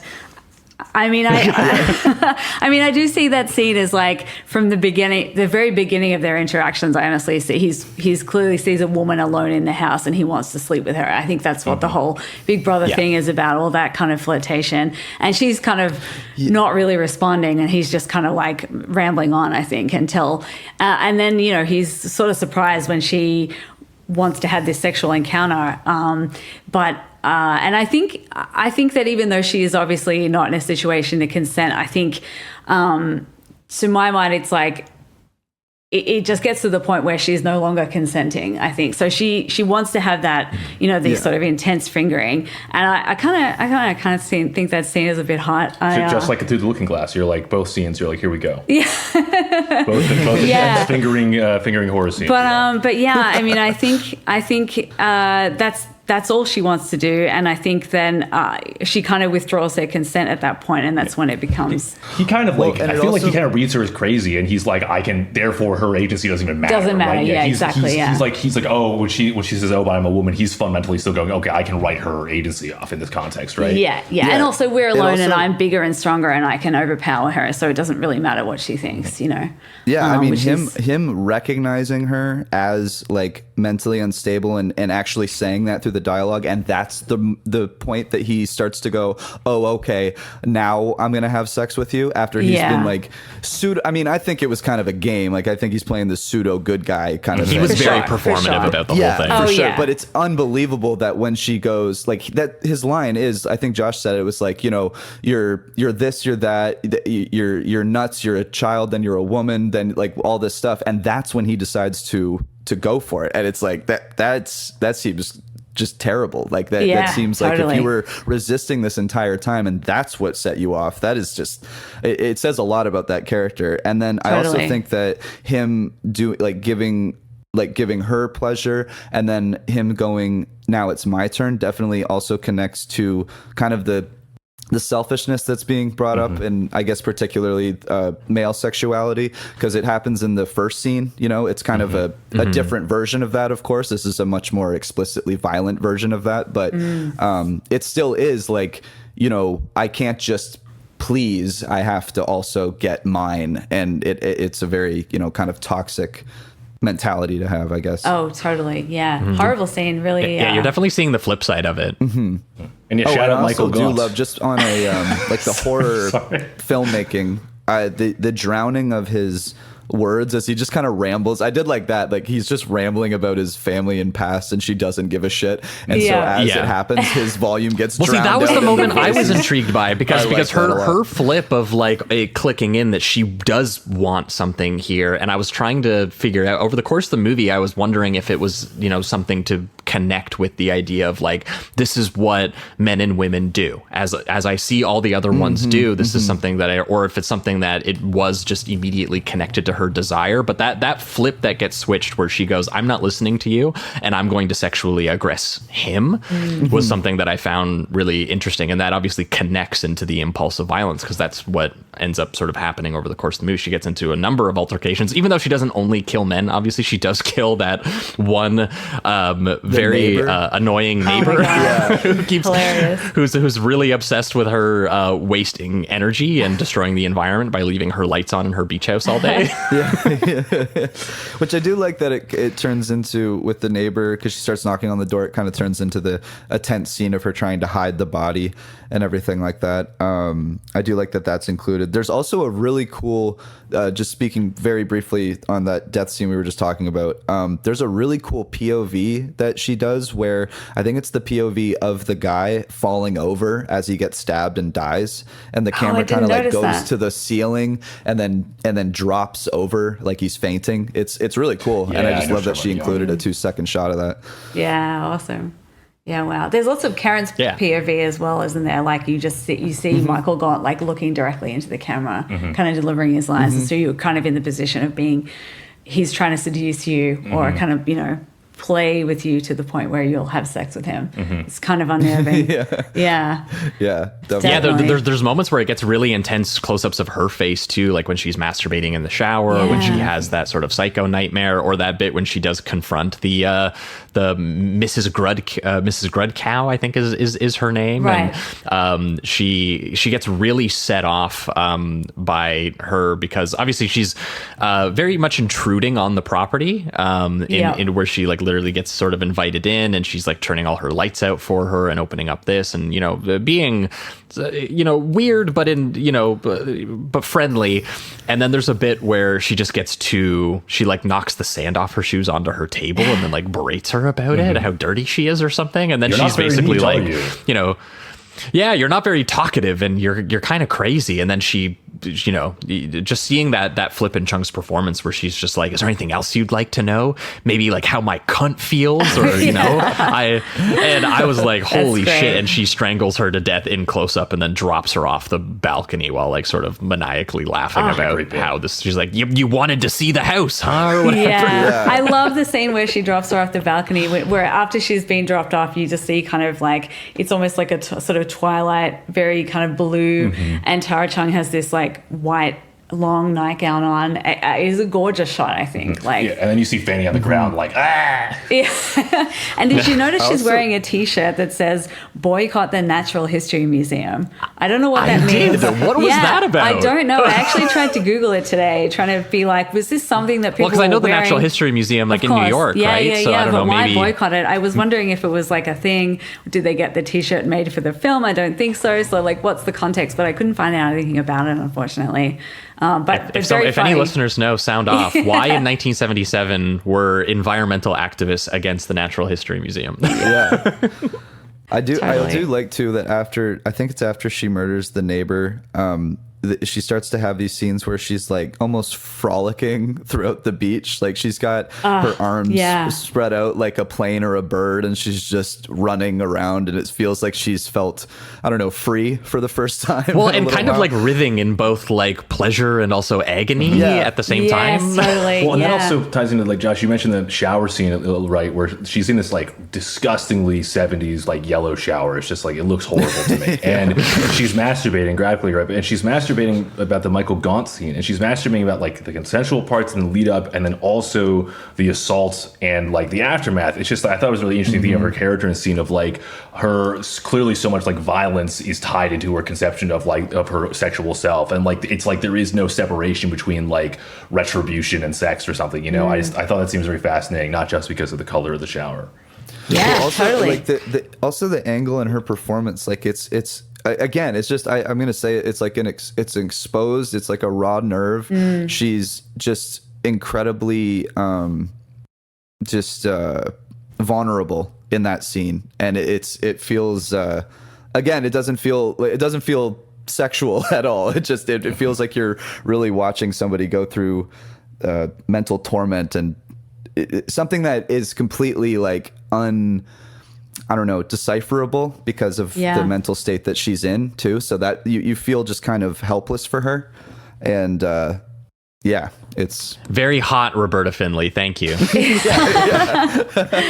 Yeah, I mean, I think it really is very empathetic to her character, the character of Karen, right? Like it is, it even though the kind of unknowability of what she's going through is obviously a factor, like you do feel very much like, this woman has been put in this awful situation where she's having a mental health crisis. Her family doesn't give a shit about her. All these men are trying to rape her. And so, what is she supposed to do? So she kind of, takes back a little bit of the power there. And I don't know, I just, I really like those scenes we were talking about where she's riding on the beach. Like I love those because those are the scenes in which you kind of feel like she's kind of free in the environment. She's not being, I guess, told what to do by anyone. She's just kind of like, feeling the wind in her face and then the sand beneath her feet kind of thing. And humping having the sand. Humping the sand, eating the sand. I like that we have two connective tissues there with both movies where definitely. people hump the earth. That's great. Yeah. One happy, one sad. Yes, yeah. One thrilled about it, one not so much. Yeah, if only everyone could have just left Karen alone. But of course, there needed to be a sort of young couple just on a boat having sex in like every location they can. Yeah. These guys are bad at doing sex on camera. I gotta say, I think their sex scenes are extremely just did nothing they are at all. uncomfortable. That guy's dick is enormous, though. I can see why she was kind of reluctant to, There's like, I will say that like this is probably the one couple that gets just a traditional like almost pornographic scene where they're just having sex, and I agree, they're probably the worst at it. So that's kind of funny. There's like kind of interesting here in the cutting, right? Very correctly, because this is where she's humping the beach, right? It's like I don't think this is what they're going for. I just feel like it is just like we have to put the sex scene in here, but it does feel like there's like a bit of to me a suggestion of like a psychic connection here of like Tara is kind of That's what I thought was happening. Yeah, the cross cutting. Yeah, the cross cutting. So yeah, I can always like it's like Stephen King. It's a Stephen King movie. She's got psychokinesis with this couple. I don't know what that plays into the narrative exactly, other than maybe she's sensing that man's testicles being rubbed to Country Boy Blues.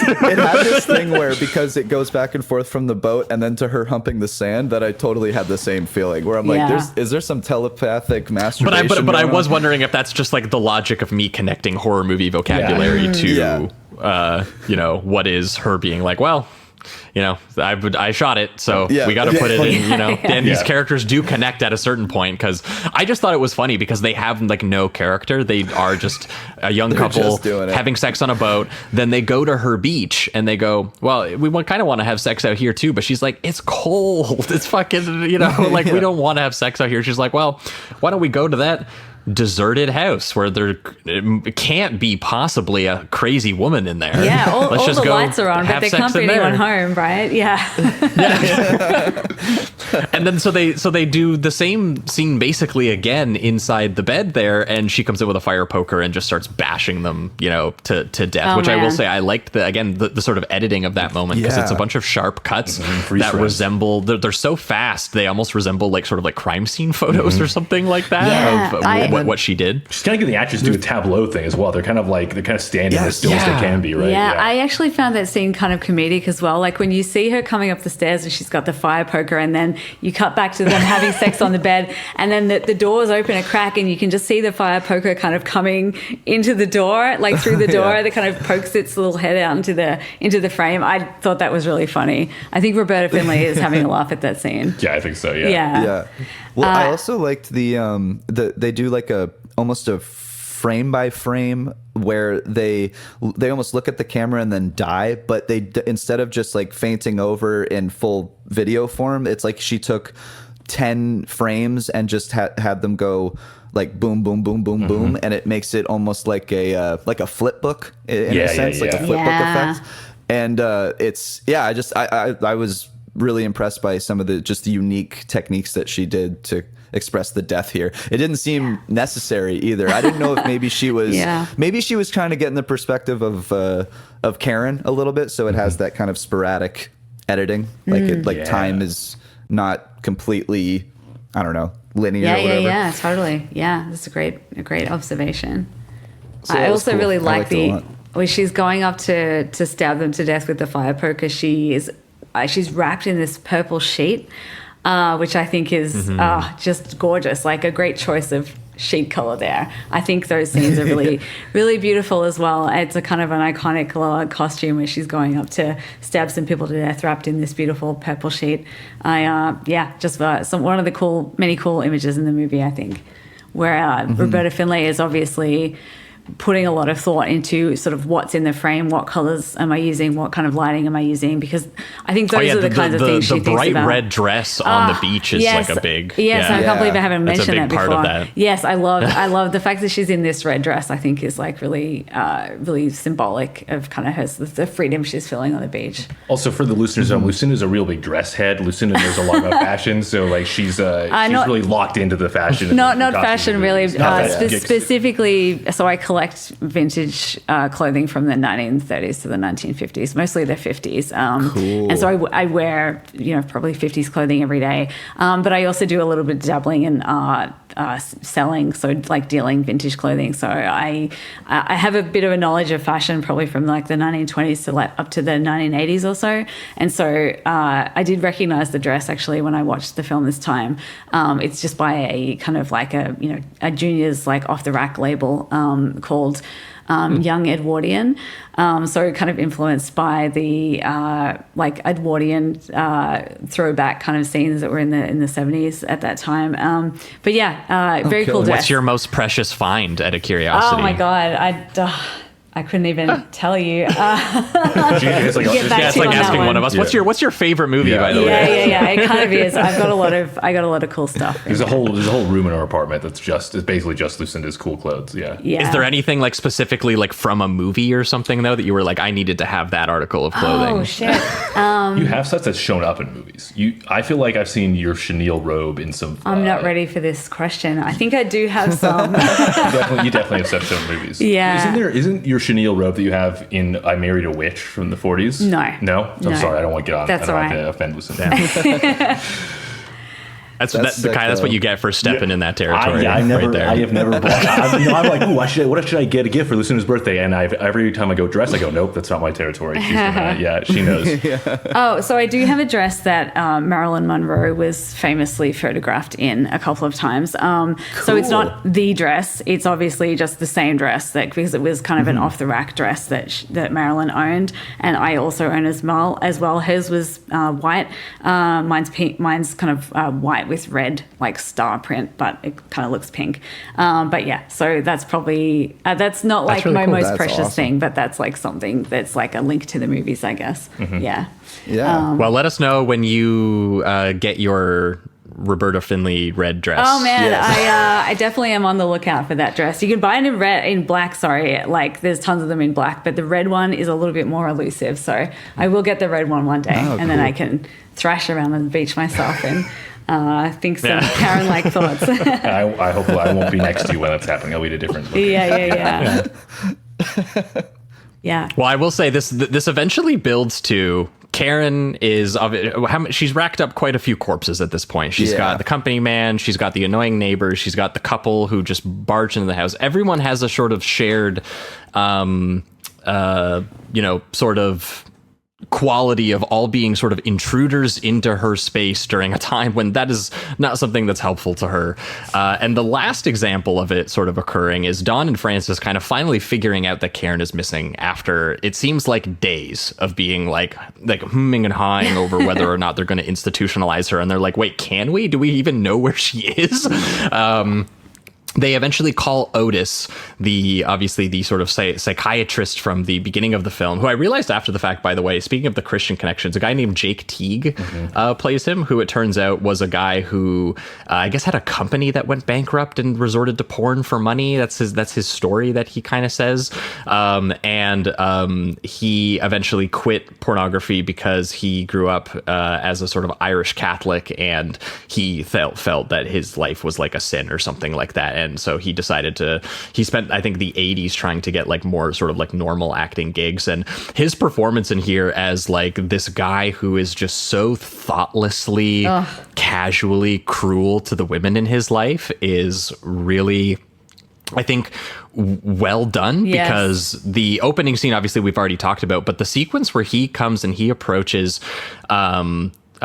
Chung and Karen is like pretty unbelievable, because like he goes up and has the sort of professional voice on where he's like, I understand that you probably don't want to talk with me and you think I'm someone who's gonna like lock you up or something, but I am not an intruder. I mean you no harm. I'm not gonna take. He's saying all the right things that the other previous characters haven't, and you actually for a moment you're kind of like, maybe there's a future for Karen in just like for like about 5 seconds. Yeah, it doesn't take long. And well, because you also have in the back of your mind how this guy thinks about his own wife and how he thinks about Francis and their relationships and all this. And so, it's again, you're not trusting of it, even if he's sort of saying the right things. And eventually, she does ask him for help. And the help that she asks for is one sort of instructive of this, these series of encounters she had in, which is that I'm a woman, I'm not crazy. I just loved a man and he left me and now I'm depressed. And what I need is, I don't feel like a woman, I need a man, which is sort of echoed in an earlier sentiment too from the annoying neighbor lady. I think is the one who says it, where she's like, a woman without a man is like a foot without a shoe or something like that. And so again, the sort of gender politics are making their way in, and Otis immediately caves. Yeah. Like incredibly, like the most he was kind of unprofessional. looking to cave. For He sure. grabs her and kisses her like instantly after she says that. There's like the company man puts up more of a fight of being like, this is probably not good. This is a woman in distress. I shouldn't be taking advantage of this. He mentions like technically not being her therapist or whatever, so it's all good kind of shit. If you were my patient, we could never be doing this. But right now, I think a man's body is better therapy than any therapy you could get or something. God, The oath has nothing to do with it. Yeah, let me. And he also has eventually, like when they start to kind of when they start to fool around, all women should be crazy like you is also an amazing line. I was like, that shit is wild after everything else that we've seen and given his profession. And it's also the most extended sex sequence in the film as well. Like they go back and forth quite a bit. Yep. Yeah. The other thing he says is no, go ahead. Oh, no, you go. You're in the middle of Well, I was just gonna, this is also where that the I was talking about that like kind of fisheye lens close up happens, where things just start to get. It's like you are watching just full on hardcore scene, but everything just feels so gross at this point, and especially given the context and certain angles that she's doing, like the close up blowjob that I was talking about. There's one. Well, we have enough information about both these characters to know that this isn't good for anybody as we're watching it. Horrible. Yeah, exactly. Like nothing good is happening. We gotta have hope. Here. We gotta have hope. Choose hope. And the dynamic is just so fucked, like from the beginning, that you already know it, and it goes on for so long of them just him eating her out, and at the end he's like, clearly you're sane, I'll tell your sister that you're all good. Yeah, I have this in my notes. God. Because she wants to fuck him, she's therefore perfectly sane, he says, which is really funny. I don't know why your sister was so upset. In fact, you're better than normal. As he's, smoking a fucking cigarette in his underwear on the couch. Just terrible. Yeah. Oh my God. And then the bit right after this is my favorite part of just like Roberta Findley hating on the fellas in this movie, because he gets in the shower, right, and then he gets soap in his eyes, and he's like, you gotta help me. How many times he says that line is so funny. He's like, there's soap in my eyes. The most pathetic. Karen, piece of I need shit. a towel. It is like truly, this guy's the worst man ever invented for the screen. Right? Like, what a bozo. Yeah. It's just so. Oh my God. Yeah. So and the fact too that he immediately gets up, just like, I'm gonna shower. You make us coffee. Yes. Yeah. And he's God. immediately just treating her like very casually, like it's just another, Totally. sort of like woman play thing, just like his other ones, Yeah. And that is what ultimately sets her off, right? Is that she's like, she immediately was like, oh, I thought that this man was going to stay, and he doesn't understand the contract he's just signed, and so she electrocutes him in the shower. Yeah. Awesome. Which I will say I think is a very funny scene. And I did notice this time on my third view of this film that when he falls to the ground and dies, you can see her trying not to laugh for like a split second. Like she almost breaks character because it is so goofy and absurd. Yeah, well, how does she do it? She like pulls out the phone line and then drags it to the shower. This doesn't make much sense to me. Plugs it into the wall and puts it in his hand instead of a towel, because he can't see because there's soap in his eyes. She uses it to her advantage. She's very skillful that way. It's awesome. It's so serious, the movie, for like 5 minutes, and then it's just like, we're having some fun here. This is dumb. It's an interesting tonal whiplash. Yeah. Him just grabbing it is the simplicity of it. I think is so funny. That's why I like it. Yeah, man. Yeah, but then of course you get the classic, horror movie ending of the corpses have been piling up the entire time, and of course a character has to discover them, which Frances does, going back to the beach house looking for Otis and looking for Karen, sort of confused about her state and why she's screaming about not wanting to leave her friends, and then finding out that all of her friends are a bunch of corpses just strewn around the property, whether it's the company man under the deck or Otis in the bathroom or the couple in the bedroom. And you just get to see Karen have the police called on her while it appears to look like she's going to like commit suicide, like 50 Stars Born style. That's kind of what it looked like, but I wasn't totally sure if it was also just like, I'm going to where I feel free and I love into the fucking the sand, so I'm going that direction. Yeah, well, at least Karen's stepsister has found a convenient solution to her "do I commit my stepsister to the insane asylum" moral quandary. Her decision paralysis is undone. Yeah. Luckily, her and Don get to go to London. Nothing happens. Yeah, totally. Yeah. It is kind of a wonderfully abrupt ending. I feel like it is. Where else could it go? Yeah, they ran out of money. Quite poetic to see her walking into the sea like that. I think, honestly, I was kind of moved by it. Really. Yeah. No, I feel it. Absolutely. Yeah. I think the movie is ultimately, as you said before, it's like, despite the parts we're laughing at, as part like kind of the goofiness of the movie is really locked into this woman's position, this woman's torment, as it were. And it's really empathetic to her. She's having a mental health kind of crisis, like kind of psychotic break, but also she's legitimately going through some horrible shit. So men are sexually assaulting her. Everyone's treating her like a burden. She's being annoyed by this crazy woman in the Boycott the Natural History Museum t-shirt. She's having a bad time, and so it is like kind of moving when she goes off into the sea at the end. And I think it's a movie that's very sympathetic to the torment that she is going through.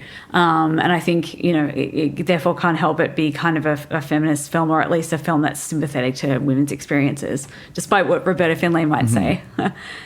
Yeah, it feels too specific in these scenes for it not to be. Do you think you guys might have answered this throughout the episode, but it's like, when she says things like that, do you think it's tongue in cheek? Do you think she has more? With this academic book that we read, quite a few of the authors were kind of arguing that it was kind of a commercial proposition as well, like partly at least to be like, I'm just one of the boys. Or when it was convenient, they would say she was a female filmmaker, the first female filmmaker to make this hardcore pornographic Angel film. Number 9, That was Angel Number 9, But even then, it's not like, and it's feminist, it's just like, she's a woman, this is pure novelty, is like how they're framing it from a marketing perspective, right? Yeah. And she was still like, and also because she was still simultaneously saying, she's also, I think, fearful of her position, right? It's like a very fragile position to be where she is industrially, right? So it's just kind of line she's riding where she's like presenting her female point of view while also being like, I'm one of the boys. I'm not going to like rock the boat in that way, right? It's a very, it's and also difficult not to wanting exactly. to be, she has a certain pride in her artistry and she doesn't want to be considered just a female artist. She wants to be considered just an artist in her own right. So, it's very complicated. There's an anecdote in the book as well where like she actually was on the set of an all-female crew movie. I forget what it's called, but it was directed by like a Warner Brothers like nepo baby. Basically, it sounds good, but it hasn't really released. But she's featured in photos of that, and even in that context, the publicity for that movie was not like this is a feminist statement. It's just like, I thought it would be cool to work with women. Like, we're not trying to rock the boat. So there's this history of her, and she later talked about that as like, that sucked. The women couldn't do anything. But again, it's like she made the decision to work on that set in the first place. So there's definitely a lot of contradictions and complications here. Yeah. So, I guess it's one of the things that has always drawn me to her work is the kind of, she has a complicated relationship with being a woman, as I think many women do, and a complicated relationship with things like feminism, sexuality, and so I find that really compelling, and it's really interesting and being to see in such a male-centric field and genre. Totally, sexploitation, exploitation, horror films, pornographic films, it really is fascinating. And very resonant to me, and I really I've seen about I think 8 of her films now, and there's always tons to think about in them just from that point of view. Oh, I reckon. As well as them being good films. I shout out in terms of like this whole area you're talking about. Her last pornographic movie, Shauna, Every Man's Fantasy, is like a really fascinating and like very grim movie. The idea of that. I saw that one was very controversial. Very controversial because that was there's a real porn star, Shauna Grant, who was infamously killed herself, like at the height of her fame, and Roberta Findley set out to make like essentially like a documentary tribute to her, but it's also a hardcore movie, and it's like genuinely this movie is pretty evil. Like, people throw it around a lot, but the movie is pretty despicable. It has like, a hardcore sex scene happening, and they're like, it's not the porn business's fault. I think Shauna just, she just didn't have her shit together, basically. So, and Roberta Findley, really, really ghoulish. And like, there's a great essay in this book you read by Keir Lajanice, who wrote the great House of Psychotic Women, and she just breaks down this movie, and she says like, I watched it like, she says she watched it like 20 times or something to like get through the barrier, just like how ghoulish it was to like actually engage with it as a piece of art. So Roberta Findley studies. There's lots of interesting stuff in that filmography. Yeah, I'm excited to go down the rabbit hole, but pivoting towards reductive rating round, that's partially why this is going to land in closer to like the high 3 territory for me. I had a really good time with this, but I will say I was a little destabilized and unprepared for what a Roberta Findley film was, and I feel like we've actually helped clarify it for me, just having you guys like, really, know your stuff and be able to, give us some of her backstory and stuff. Like, I feel like I do understand this movie a little bit better kind of coming out of it. There were parts of me where I was like, sort of intrigued by the, sort of crudeness of the style, but also the fact that she clearly does have control of it and does know how to weaponize it to make you disturbed or make you uncomfortable. And also whether it was intended or not, the emptiness and monotony of her doing the sex scenes because she had no interest does actually serve a story of a character who is, kind of both knowing that this is like part of, I guess, what she feels like she needs to be part of because she's a woman, but at the same, and also it's part of, there is pleasure in it, but at the same time, like there is also other things that get wrapped up in this, whether it is the sort of controlling patriarchal sort of like men in her life, or whether it is eventually the sort of cathartic revenge she gets against that. And there's all, and again, knowing Roberta Findley didn't even necessarily think about those things in that way makes it even more interesting. Again, there's a lot of just contradictions in this that I was definitely kind of wrestling with in real time that definitely, made me feel a little bit sort of confused about the movie. movie, but Yeah. I am excited to, go and see more of her. And I do think that there is a lot to, obviously pick apart here and a lot of interest. And even just the fact that it is like very clearly, here's a woman who came from, making roughies with her husband, who sounds like a pretty unhinged and crazy guy, and made a career for herself in that same field, and was able to, whether she intended to or not, like translate such a such a unique perspective to include a scene of a hardcore porn scene where the guy is just the biggest shithead in the world, and you're just like, man, I hope this guy dies at some point in the end of the film. That's exactly what happens. Totally. And so I don't know, there was something about just sort of the domestic sort of histrionics of it and the psychological horror of it, which had obviously been done before, but mixing that kind of like woman's picture melodrama elements with hardcore pornographic sex and straight up graphic proto-slasher murder is something I don't know that I've seen done in this way before. And I was really intrigued by it, so I will be going down the Roberta Findley rabbit hole. Awesome. Yeah. Awesome. Also, last thing I wanted to mention, because I forgot, because there's a detail somehow none of us brought up yet. Shout out to Otis and Estelle, who for whatever reason have a bedside copy of Kenneth Anger's Hollywood Babylon, even though I don't really think that they're necessarily the characters who would be reading that. Man.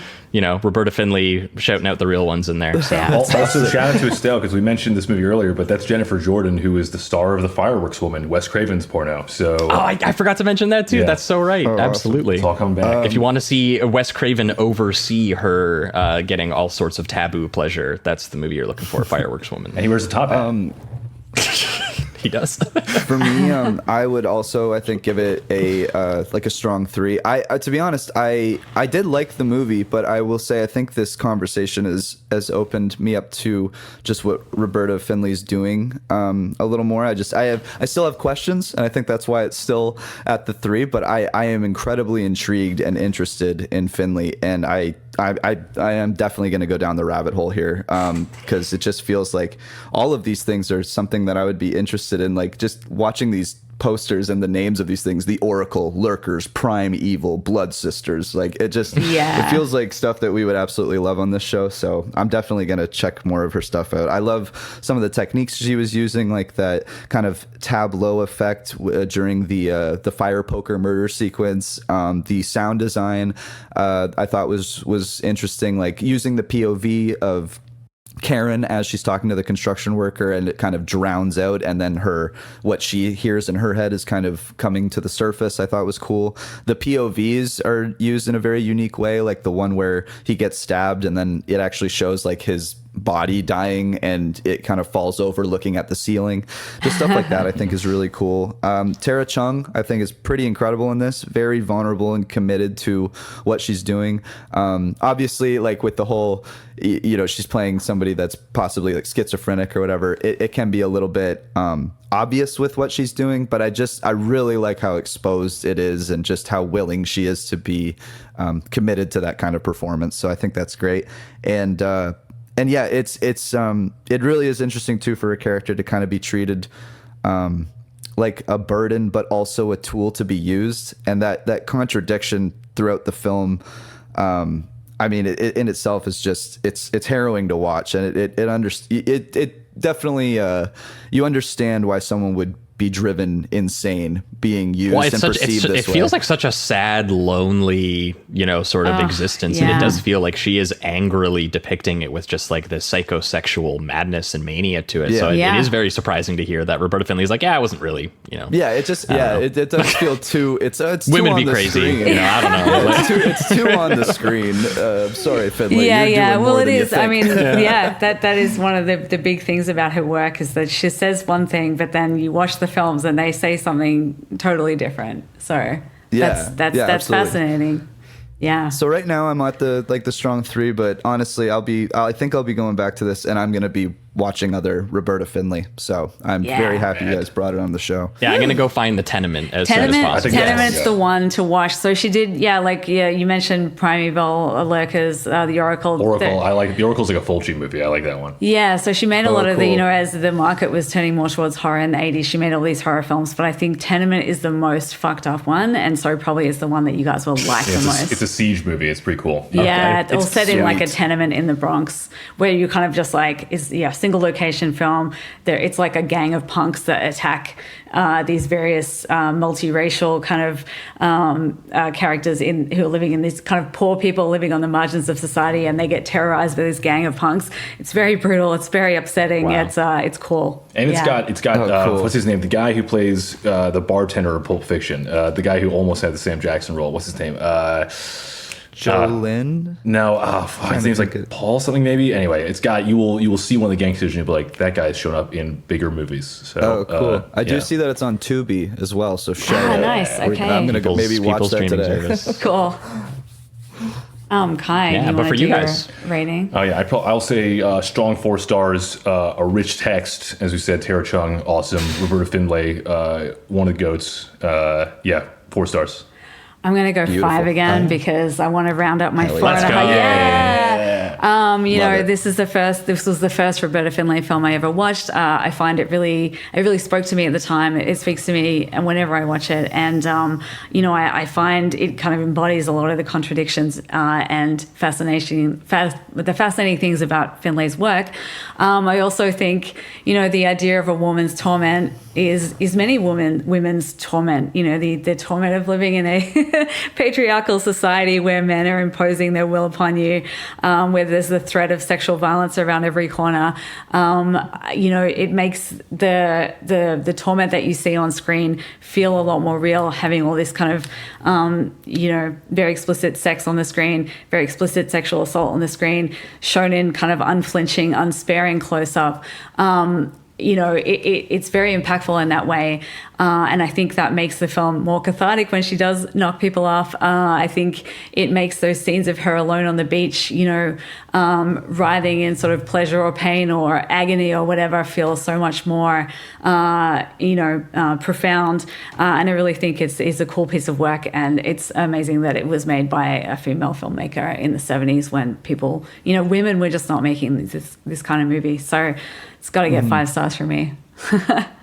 Awesome. Amazing. Yeah. No, stoked about that. Well, thanks so much, Kai and Lucinda for joining us. I think that's going to wrap it up for this week. That was, again, Through the Looking Glass from 1976 and A Woman's Torment from 1977. This is normally where if you guys got anything you want to shout out while you're here, we would love to have you guys do that, even if it's just the Letterboxd where people can get more recommendations from you guys. That's what we do. Sorry that we use you guys all the time. So that's really funny.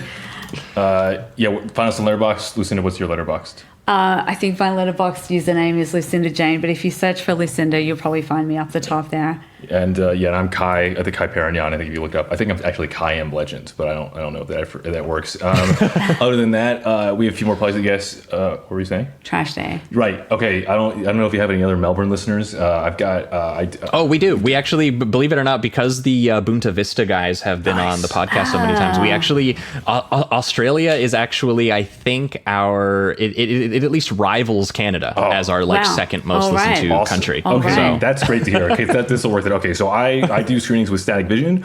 So Static Vision, a film screening collective based in Melbourne and Sydney. DIY underground film screening collective. We're a micro cinema in Brunswick West. Yep, thank you. This is a really good very job much a community space where if you have an idea for a screening, you can come and put something on. And we have for very cheap. For very cheap, yeah. And so we've had all kinds of events there.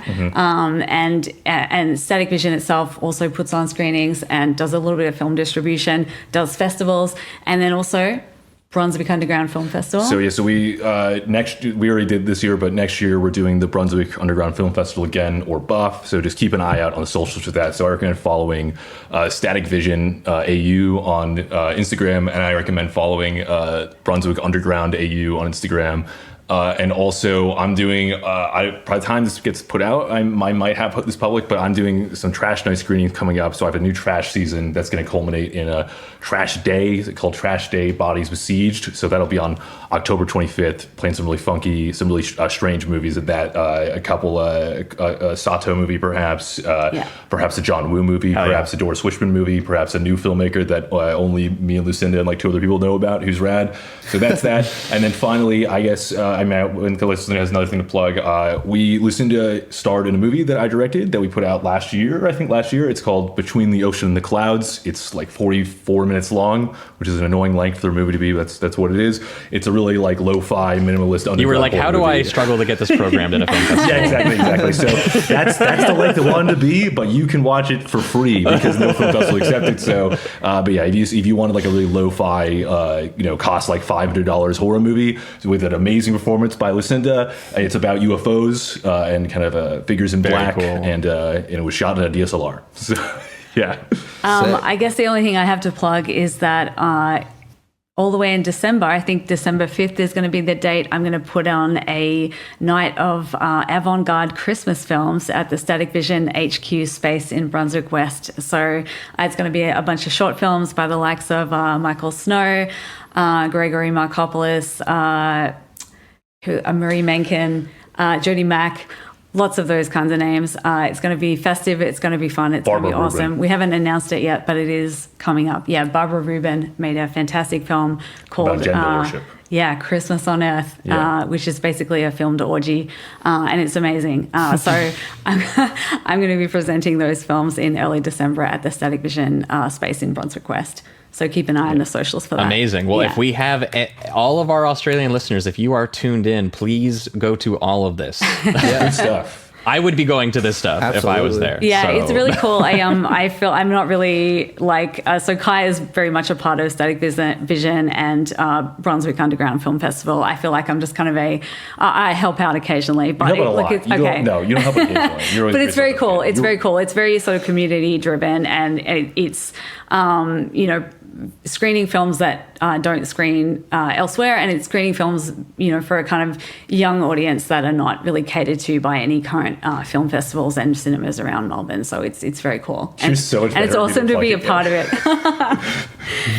Yeah. Well, it's cool. That's amazing. Yeah. Well, you guys are doing fantastic work, and I really do hope that anyone who is listening, please, for the love of God, if you're in Australia, go support them. Go support the fact that there are people out there screening this stuff for other people, because we're in Toronto, and we do have at least a little bit of we have some kind of micro cinemas and stuff, and there's some riches here, but anyone who's trying to make it work in any other city around the world, it's not easy to keep these things going. Well, I hope to hear more about some more Sleazoid screenings in the future as well. I think yes, totally. We do too. We'll find out. I'm excited to see y'all come. Awesome. At the very least, we're around sponsoring stuff. We have some plans in development. Sponsoring, we'll that's pretty cool. But once again, thanks so much for joining us, guys. For our listeners, we're going to be back in 1 week's time. Let me pull this up. What are we doing? Oh yeah, sorry. We're doing Jaws and Alligator. Oh yeah, big boys. Because you guys have been trying to get Jaws voted in the last 4 Patreon polls, and it is the 50th anniversary, and that is going to be the sort of like last day of summer when we finally put that episode up. So we're gonna finally hit that one, and you guys have been asking for us to pair it with Alligator, the Louis Teague film. Also written by John Sayles, which is obviously a knockoff of a giant puppet alligator in the sewers, and Robert Forster and Henry Silva trying to take it down. So I enjoy that film a lot. That's what we're going to be doing next week over on the Patreon exclusively. And then in 2 weeks' time, we're having a first-time guest on who runs one of my favorite Twitter accounts, the Daily Squibs, if anyone knows Daily Squibs. There is daily clips of Squibs every day on that account, and eventually we were like, okay, we need to have this guy on, and I have a feeling he picked some Squib-heavy movies. Beautiful. We're going to be talking about Clarence Ford's Naked Killer from 1992, and Ringo Lamb's Full Contact, also from 1992. Oh, awesome. Nice. Oh, Full Contact. That'll be fun. So that will be over on the main feed in 2 weeks' time. So once again, though, thanks so much for listening, and keep it sleazy. Keep it sleazy, everybody. Bye. Woo. Woo.